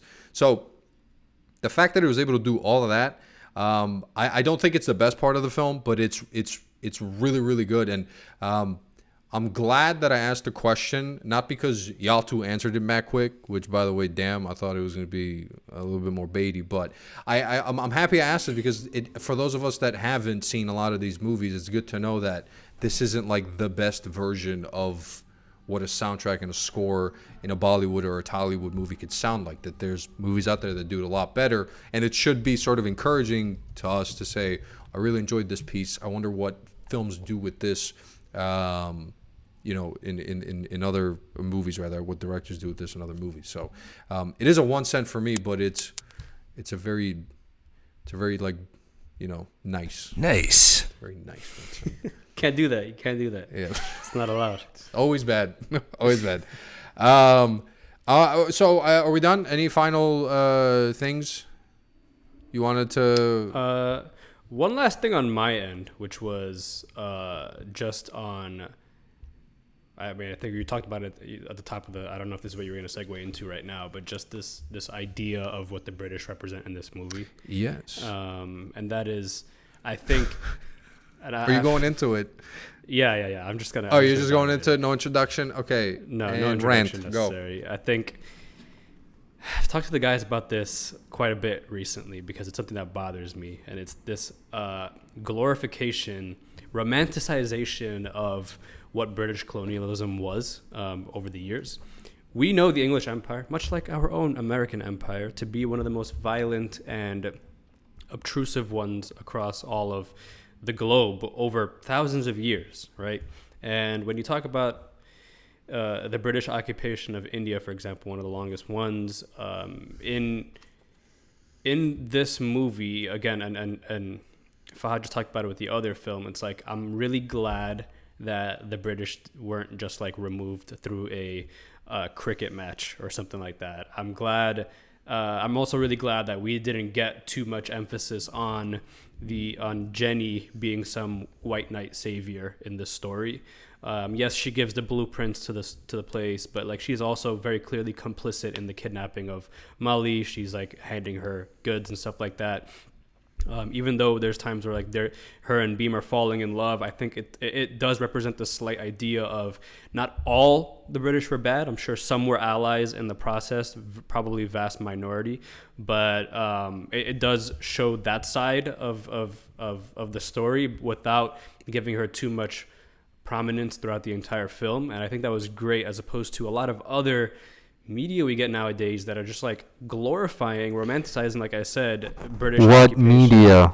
What media? Bridgerton, freaking the Crown, yeah, the Crown's well made. All right, it's not shit. Like I'm not saying these things are poorly made. They have big fan bases, quite big fan bases. But at the end of the day, yeah. See, like, I need to turn your volume up because you're kind of like, this ain't a rant if you're quiet about it. No, I can be quiet. I can be subtle. I'm Beam. Okay, I'm a water kind of guy. Waterbender. Yeah. But I think in general, we have this like recent. I mean, it's not even recent, but probably the past 100+ years, especially over here in America, we have this obsession with British royalty in general. We want to know everything about what's going on with the royal family. We want to know what's going on with the Queen, with the Prince, with Meghan Markle, like anyone, right, really remotely related to the royal family. And I've always hated that growing up because I'm like, it for me, it exudes some form of like self-hatred to be like, I'm looking at the people that symbolize everything wrong with society, which is this elitist, colonial, imperialistic like aspect of society that we've, thoroughly moved on from, but yet you're choosing to cling on to that. And it's like, I'm not royalty, right? And if I'm not royalty, what other purpose do I have to obsess over it other than the fact that I aspire to be like royalty, or that I aspire to be obsessed with everything to do with royalty's life, as it relates to being the exact opposite of mine. And it's kind of how I feel recently in America about many people in our social class's obsession with billionaires in America, like very often like coming to bat for billionaires at every next corner. And that to me is the equivalent of the issues we see with social class when it comes to British royalty. Yo, where's this going, dog? Listen, This shade is became crazy. political real quick. No. But I mean, it's just a parallel that I'm making because we don't have royalty here in America, but we have other forms of it through social class. And I think my issue with all those kind of media like Bridgerton, etc., is that they're romanticizing what British Empire, what the British Empire was capable of and what it did all throughout history. And so I think a lot of people have been arguing lately, like, Bridgerton employs a lot of actors of color, right? And they're playing these traditionally English roles.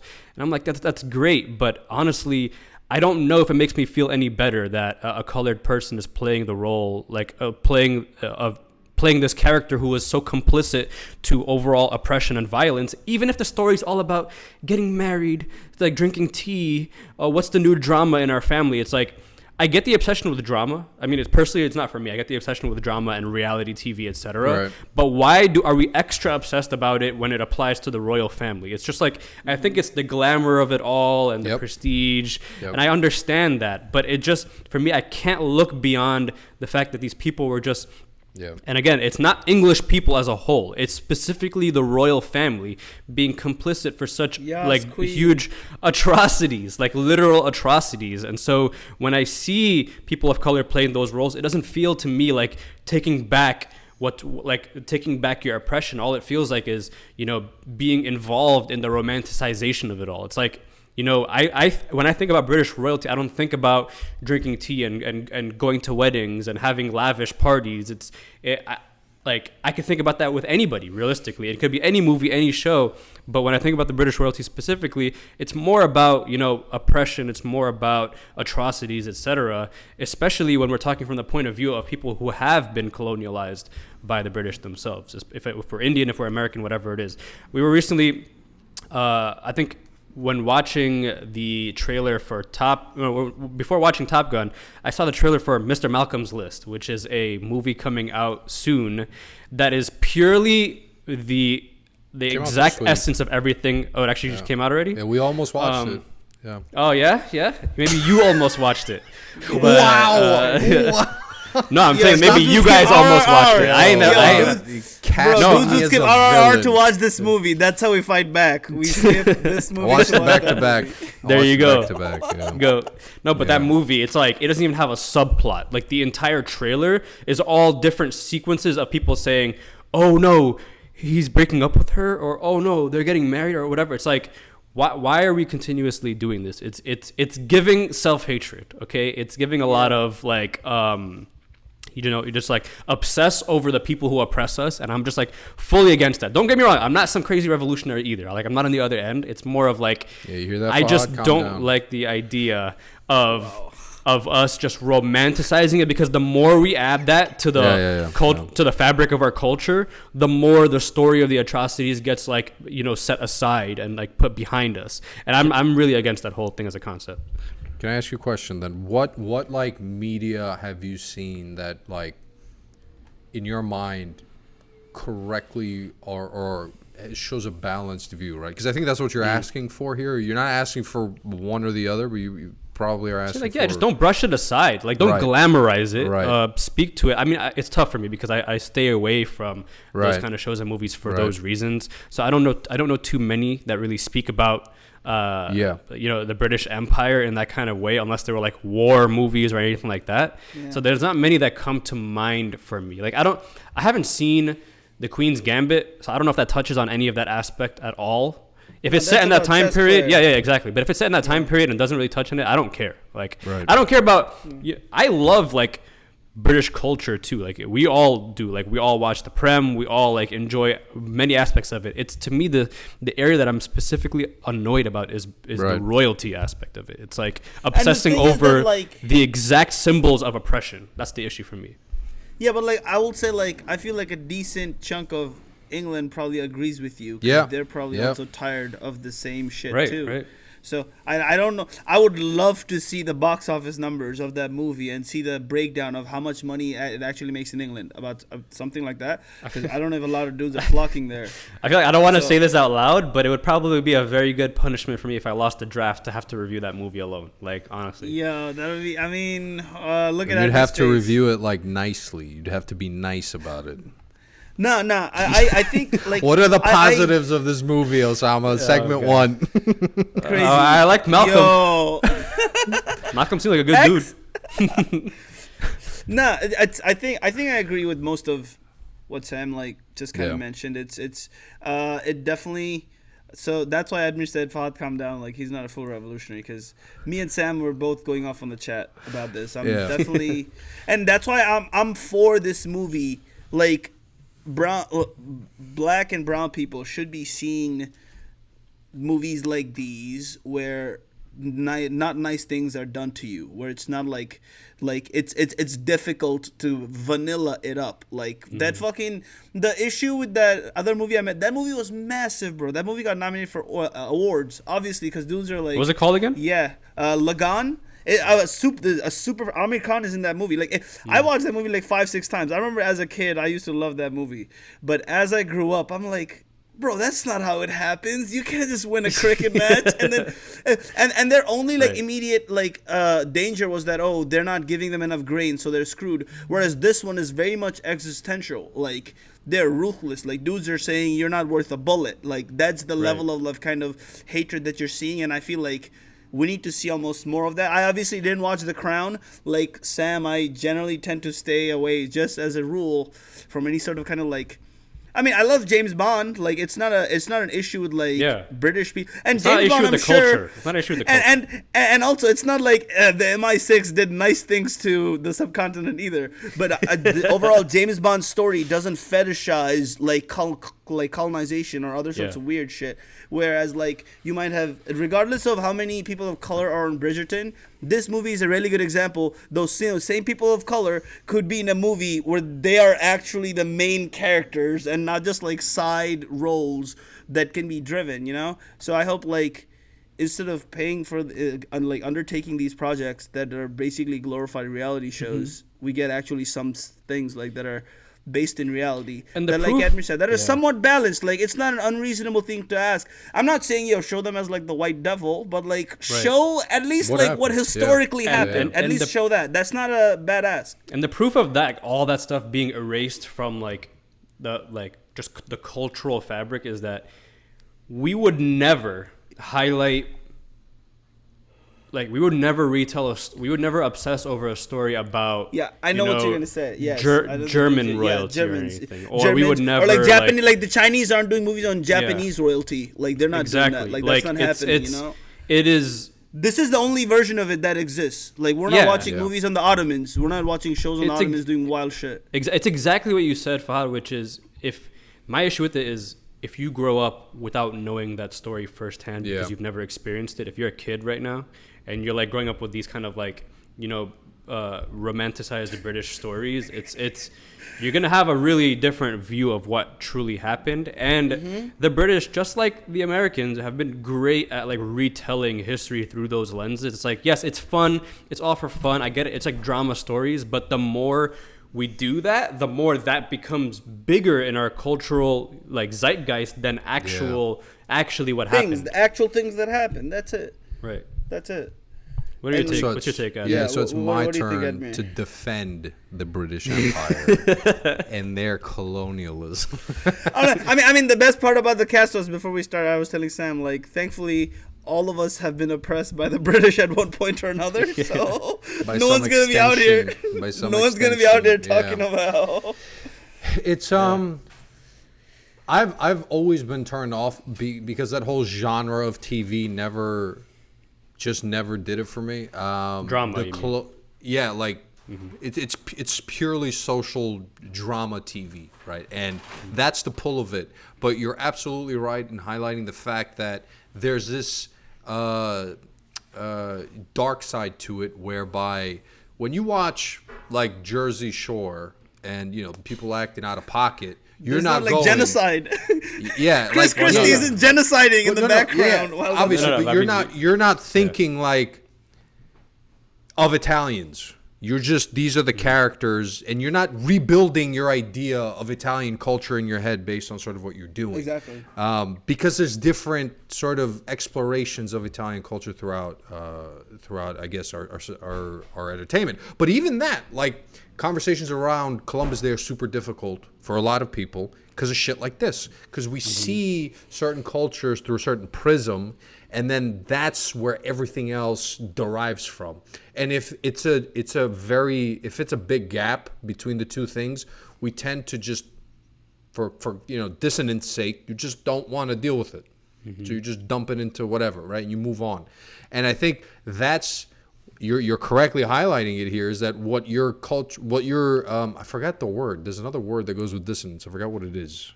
It's a psych term, whatever the hell it is. Cognitive. But Cognitive? Yeah, Cognitive dissonance? there it is, yeah. The cognitive dissonance that you're doing with these TV shows is to like an obscene end. It's to an obscene end. And you're right. The British Empire has America to thank for just not highlighting a lot of the bullshit that they did, because it's not as recent, or they're not at the forefront of global politics, for example. And so it gets lost. It's typically the U.S. in our generation, and maybe the generations right before us, 2 or 3 before us, that were the ones, in the spotlight, and rightly so. But you're right. What then happens is you can then rewrite for new generations what that culture did. There's actually something really interesting I came across. Just came to mind. Like, Jewish people who have survived the Holocaust are soon to not be around anymore just because of age, right? And so we're going to have generations of people who are not going to see real life people who lived through those events, right? And there is a fear that there will be a retelling of what happened in those events, right? Just because time will pass, the way we feel about things will change, and the way we tell stories. The way we tell stories, how we tell those stories.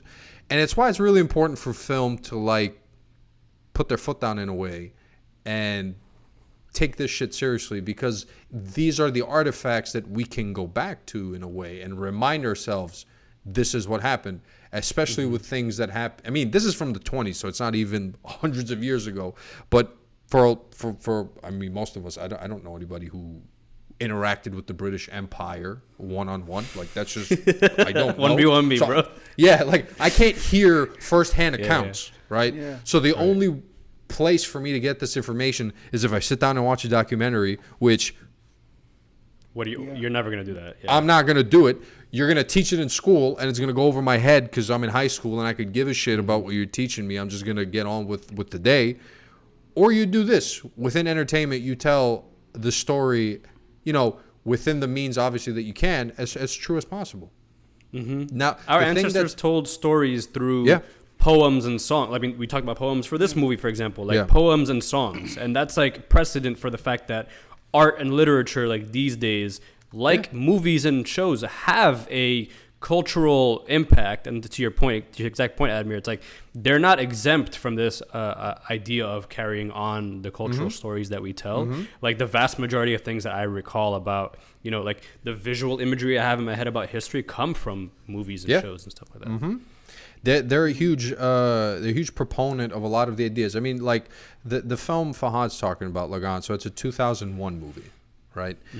And there's movies from the 80s and 90s that I'm sure you can go back to, tell a very sanitized version of this story. And I think we're just coming to grips at least in the West, and it's nice to see that it's happening elsewhere, with the fact that, no, reality was far from it. It was very different. I remember, and this is, again, we're just tangent through the wazoo right now, but I remember watching The Help for the first time with, what's I've actually her never name? seen it. Emma, is it Emma? Forgot her name. Watson? Emma Watson. Yeah, okay. Yeah, Emma Watson. Yeah. No. It's not Emma Watson. I forgot her name. She's from, God, super bad. Wow, the names. Chris hates it when I do this.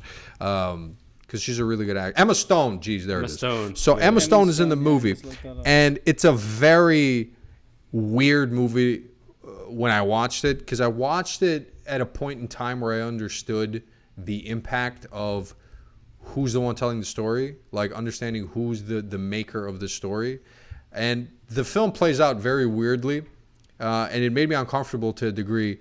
And I remember at the time, this was like critically backed, like people loved it. You know, it got nominated. I think Octavia Spencer like got put on the map because of this movie, right? Viola Davis has been on record, who's also in, it's like a loaded cast. She's been on record as saying like I'm not going to quote, but it was along the lines of she felt not bad, but she wishes she didn't make that film, right?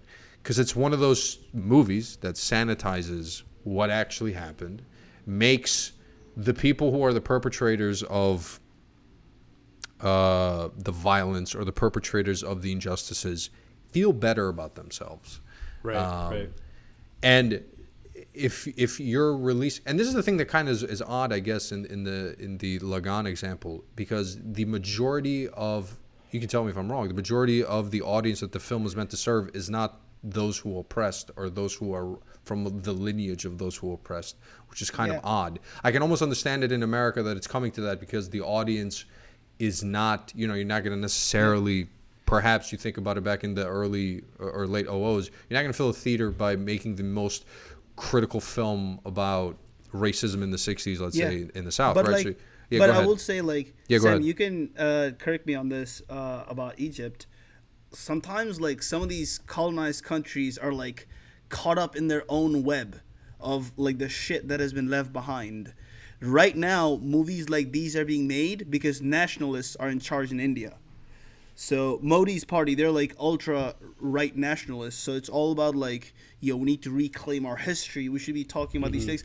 Whereas a little bit back then, they weren't that anti-British. Where although the British left, they left because dudes were like, we're just not gonna eat. Like they didn't leave because they killed a bunch of them and they decided that we have to. It was almost like, you guys are never going to eat again if we don't leave? All right, we'll just draw a bunch of random lines and then leave, and then you guys deal with it. So, although like it came out in the 2000s, right now, India is almost going through a different tonal shift that wasn't happening prior. So, I don't know if it's a similar thing in Egypt where almost like colonizer culture is glorified, although there's no like British person in India actually pushing this project, but it's almost like a cultural thing where they're so deep rooted, they've ruled you for so long, you can't break the shackles out of it. Whereas here, obviously, there's an element of you're actually trying to sell it to British people, and a lot of people that are here used to be British people way back when, right? So there's an element of that.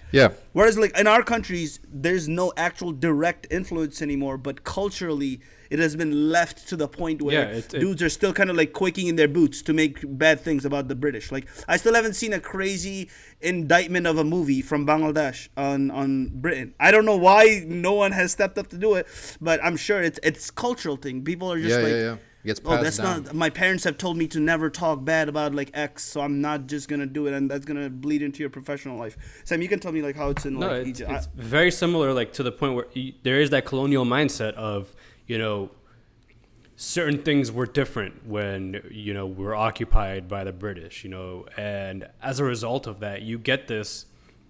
You even mentioned it, like for example, in India. Very similar in Egypt too, and all around the world.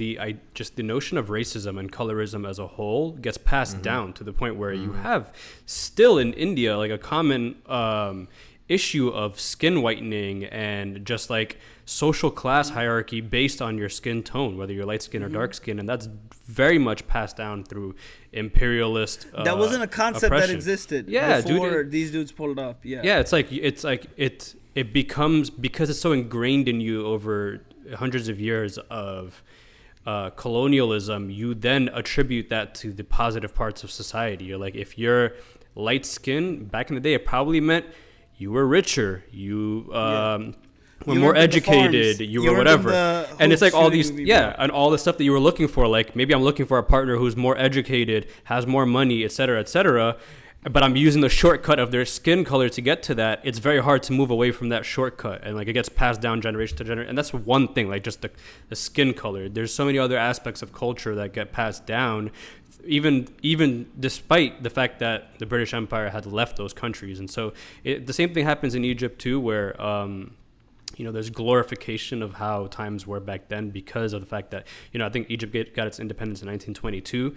There's no one that's going to be alive. I mean, very few people are going to be alive now that had experienced that. And so it's more of like, Egypt is shit now because of XYZ reasons. I'm sure it was better before. Like, we might as well still be run by the British if it's so shit right now. And that's like a common thought amongst a lot of people all around the world. And it is purely a thought that's left behind as ramifications of that imperialism. It wouldn't happen that way if that wasn't so ingrained into everything that we did, and because the British were so unilaterally existent across the globe. If this was like a one-off imperialistic nation, like you don't even feel the same way when it comes to the Dutch, for example. Like, even though they've colonialized so many countries in Africa, for instance, it doesn't feel the same because the British have literally at one point occupied the vast majority of the globe. And so of the known world, the sun never goes down, baby. I love how they put that in there too.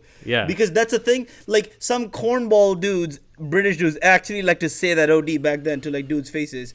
Clearly dudes who don't even know what you're saying, and you're speaking English to them on the British Empire. Like, they would love to say that. Really, you're gonna oppress millions of people just so you can get to say that. But it's exactly the point you both are making, which is, that the ideologies stay behind because they're passed down, even though the physical aspects of imperialism no longer exist. It's still very hard to change habits. Like, if we as a society have habits right now that we all collectively agree to, if all of a sudden next decade the country goes, we're going to stop doing this one thing, it doesn't just immediately stop happening. Even though we eradicate something, it's going to continue to exist in multiple different forms, a major one of which is art.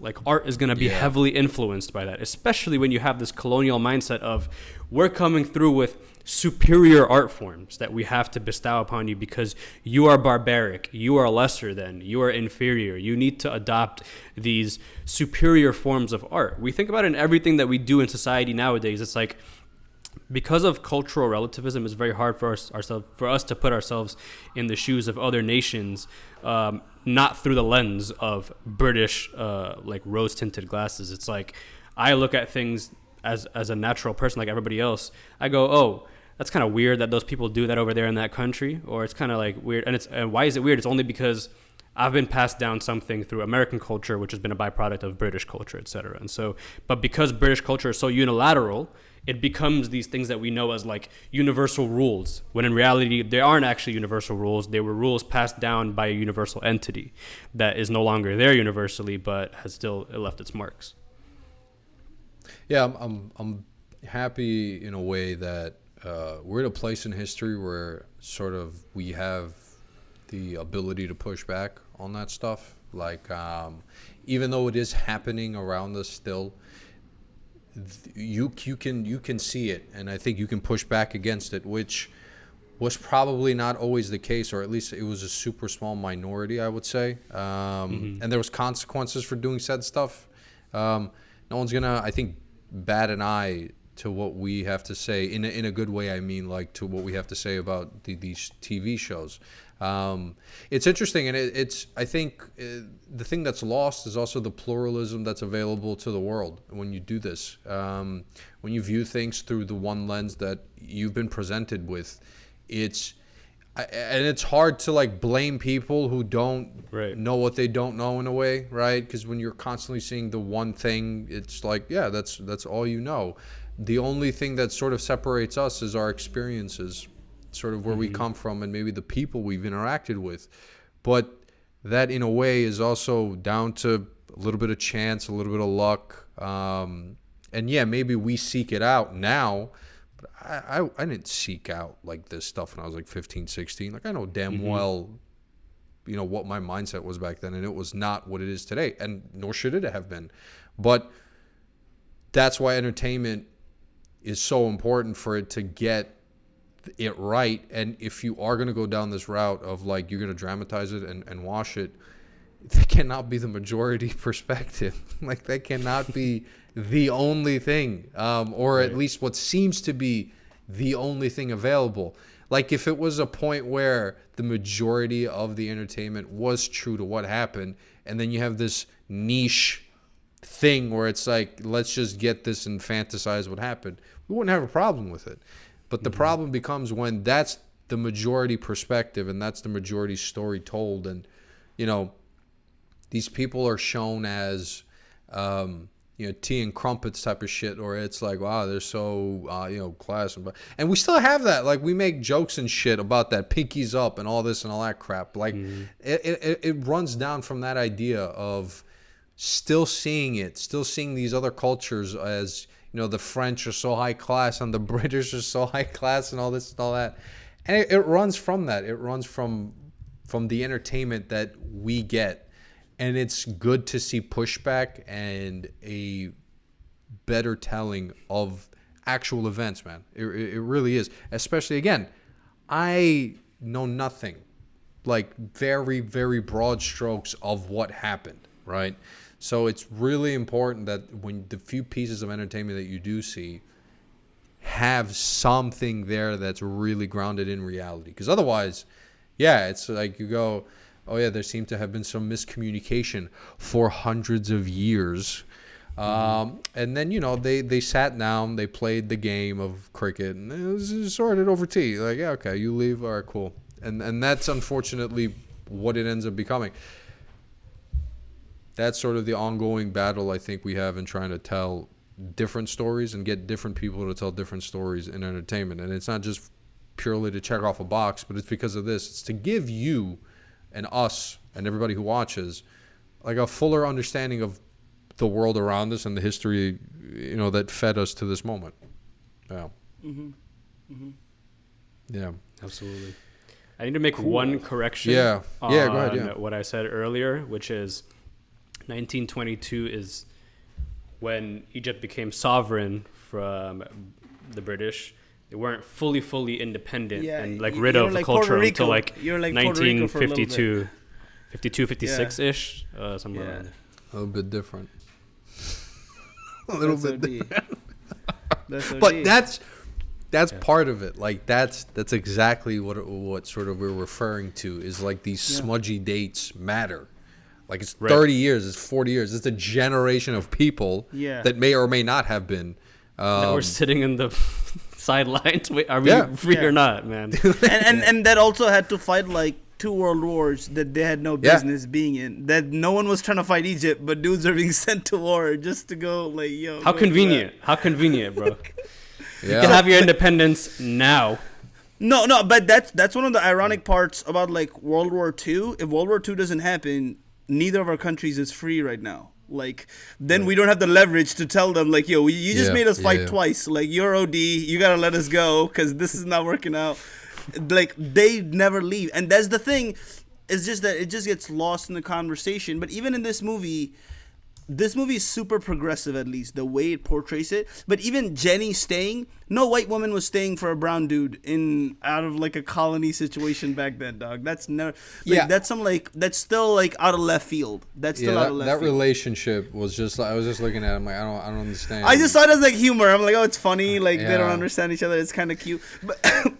But generally, as long as like this party is in charge in India, they'll like push this sort of kind of media for the near future. So we'll keep getting these films as much as possible. Yeah. I'm down for it. Yeah, and that's our very political corner. Narrow view of politics in India.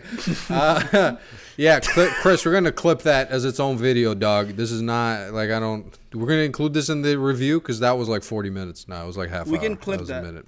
But we can definitely clip it as its own clip. No, include it in the review. Include it in the review. Okay, cool. Yeah, we're gonna do scores. Damn, here we are. Just as long as the movie, which was a smidge too long, I will say. Scores. Am I going? Let me go first because I feel like I'm the lowest. I'm gonna go with an 8. Wow. I'm gonna go with an 8. Rip the Band-Aid off. I'm gonna go with an 8. An enjoyable watch. That's really nice. Sure. I expected you to give it way lower. No. I heavily respect an 8. What's Sam? After all that love, be like 6.5. No, it's definitely an 8. I think it did things that I hadn't seen before in film, and I'm always a huge proponent of if I see something, and this may not be true because I don't know again the context of other films in the genre or in the country. To me, it was new and it's fresh, and so for me, therefore, it gets bumped up quite a bit because I'm always big on can a director get their vision across, and for me, it very much feels like that. So in this film, I think visually, it's super interesting and it's unique in its own way. I think as I mentioned, for me at least, the elevating of what a musical can be is super important, and I think it helps calm me down when I'm gonna go watch future musicals because I tend to always just begrudgingly go watch them, but it shows you like no, there's actually quite a bit of potential here. We didn't even touch on this, but the acting phenomenal from the two leads, fantastically emotive dudes. You buy their sort of like love for each other as friends. They're also kind of big. Both of them are like crazy fit. Like, hey, like that's not CGI. That's why we review it because big dudes reviewing big dudes. Big dudes film. With majestic facial hair, bro. That's what we do. Yeah, like we didn't even touch on that, but that was super great. But by the two of them, and they carry so much of the film forward because they do have to portray different. They have to go through quite a range of emotions throughout the course of the movie. So yeah, all those things for me, definitely an 8. And even though I harped on the action in the final third, most of it was very entertaining and super unique and very creative, which is it's hard to do when, again, you watch action movies over and over and over, and action films are sort of the go-to for, I think, most mainstream films. It's harder to find one that does things in its own unique way, and this did it for me. So, an 8. I'll go next. I thoroughly enjoyed the movie. I had an amazing time watching it. I had a lot of fun like seeing. But there's no but. I had a lot of fun. I had a lot of fun. No, truly, I had a lot of fun with the action in the film. It was like truly top notch. The movie itself was just stunning visually, whether it's the colors, whether it's just the way everything was shot. The cinematography was beautiful. Directing was top notch. The acting, as you mentioned, Admir, was really great, really emotional. I really loved the symbolism throughout the movie, the use of mythological characters in modern day storytelling. I really enjoyed the VFX, the CG throughout the film. The areas where it was slightly letting us down is probably like the cadence. We didn't talk really too much about the pacing, but yeah, there was a slight portion, Admir, where I felt like it was running a little bit too long. It's also funny to hear you talk about this movie as like a musical, because I'm like, you're gonna struggle to find a non-musical in Indian film, but it's like I don't think they would consider it like a musical. Like this is the furthest from it probably than the rest of the other films. And it's very much like Egyptian cinema too, which is like another like big. It's like the biggest export probably for Egypt, but it's like big in the Middle East, which is all like most movies have a musical element. It's just as natural to the movie as you would consider cinematography to the film. It's just a baked in aspect of film that we just don't typically have here out west. And so for me, I enjoy that kind of form of storytelling. It's like to give a sort of break in the film, and that is where a lot of like cultural music comes from for the countries too. So I might definitely hear you on that earlier, Fahad. So for me, I'm landing at a flat 9.0. I really truly enjoyed this movie, and I would watch it again, and it got me really excited to watch Rajamouli's other projects. Like we mentioned, Bahubali 1 and 2, I think, are both on Netflix too. So probably give them a watch. Maybe we'll review them. Who knows? So Fahad, what did you give it? Damn! Wow! that's kind of crazy. If I give the lowest score, I'm actually done here. I'm gonna get washed in I mean, these you things. definitely can't give it less than 8. Yeah. You self-hating guy over here. Yeah, I'm Raju, pre big brain realization. No, I Pre-twist. loved Yeah. kind of like we talked about it throughout the kind of like I just sent Chris the screenshot and he's like, "What is this, bro?" So I'll say like I loved how this movie at least had a very good attempt in trying to blend very like entertaining things with very serious things for a large part of the film. It gets a little bit mad at like the last 30 to 45 minutes, but until that prison scene, this movie blends. Like the tension of it is very heavy.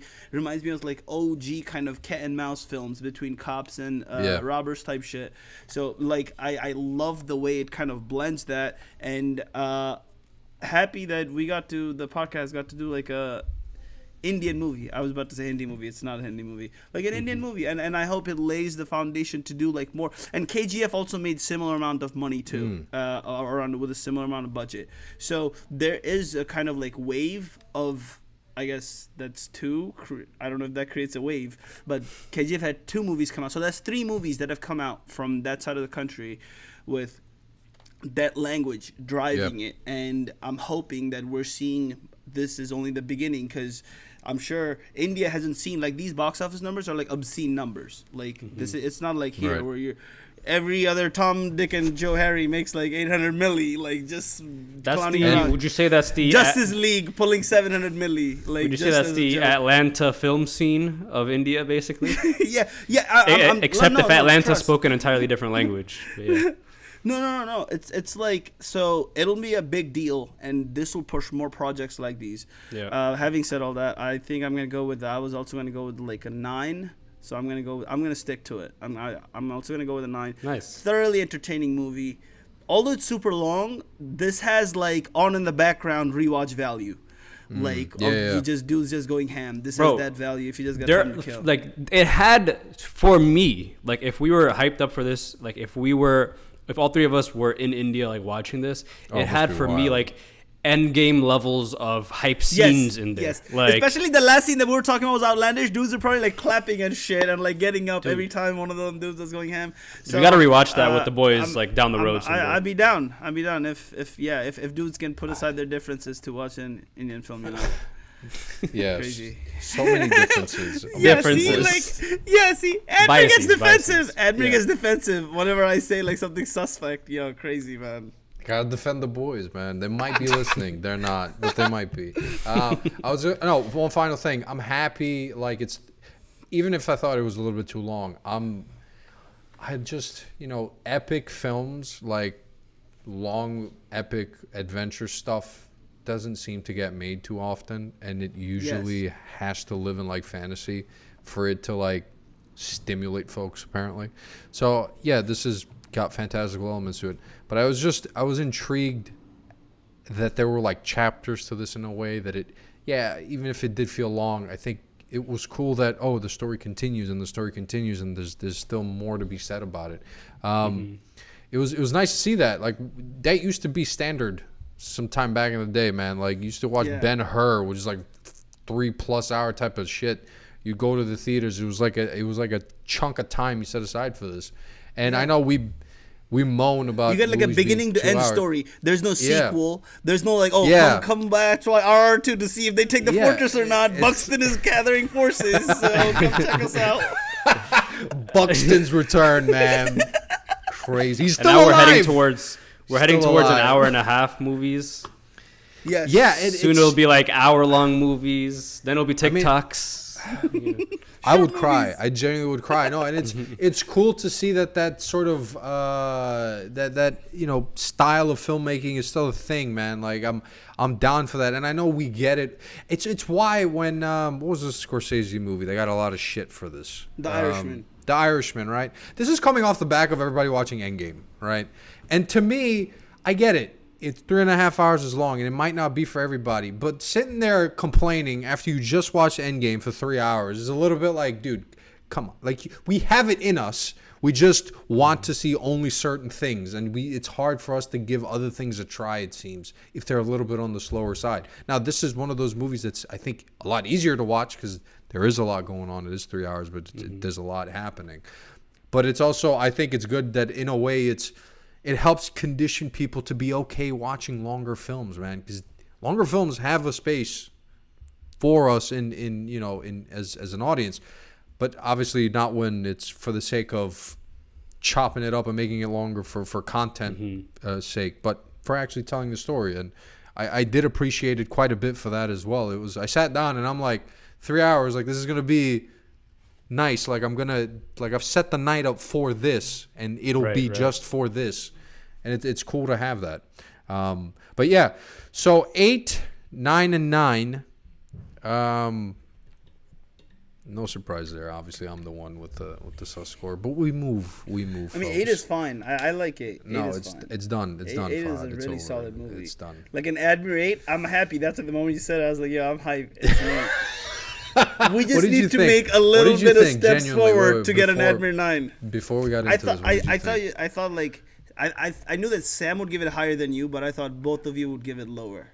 Ooh, really? I expected Sam to give like a 7.5, and like you to go like 7 or like 6.5. Like yo, this. I was the one pining for this movie because like dudes are telling me like yo, this is crazy. The start is crazy, but I'm just like you have to get past some of the crazy action sequences. The movie is more than that. But yeah, I would say it's an 84 on Metacritic and a 91 on Rotten Tomatoes. So we're not very far off. No, not at all. The general. Not at all. Well, boys, I want to thank you very much for joining me. I think you've given us an incredibly insightful episode. Really provided some super interesting points and details that I didn't know, and I hope those who are listening learn something, because I definitely did today. And it's great. It's part of why we do this, so we can learn from each other, and then hopefully our viewers and listeners pick up stuff as well. We'll be back with Thor: Love and Thunder on Monday or Tuesday. No. Monday? Let's say Monday. Episode. Another small studio CGI film. If just small. Telugu, I believe. Small release. I'm down for that. Dubbed in Hindi. Just see Thor musical type of thing. Yeah, that'd be cool. So we'll be back with that. We appreciate everybody for listening all the way through if you made it this far. And then go watch the movie. It's on Netflix. Like, carve some time out. Definitely worth watching, especially if you haven't seen any Tollywood or Bollywood movies. I think it's a nice entrance for me into that film space. And I look forward to the next one, especially chatting it up with my two lads over here. So till then, peace. Appreciate you.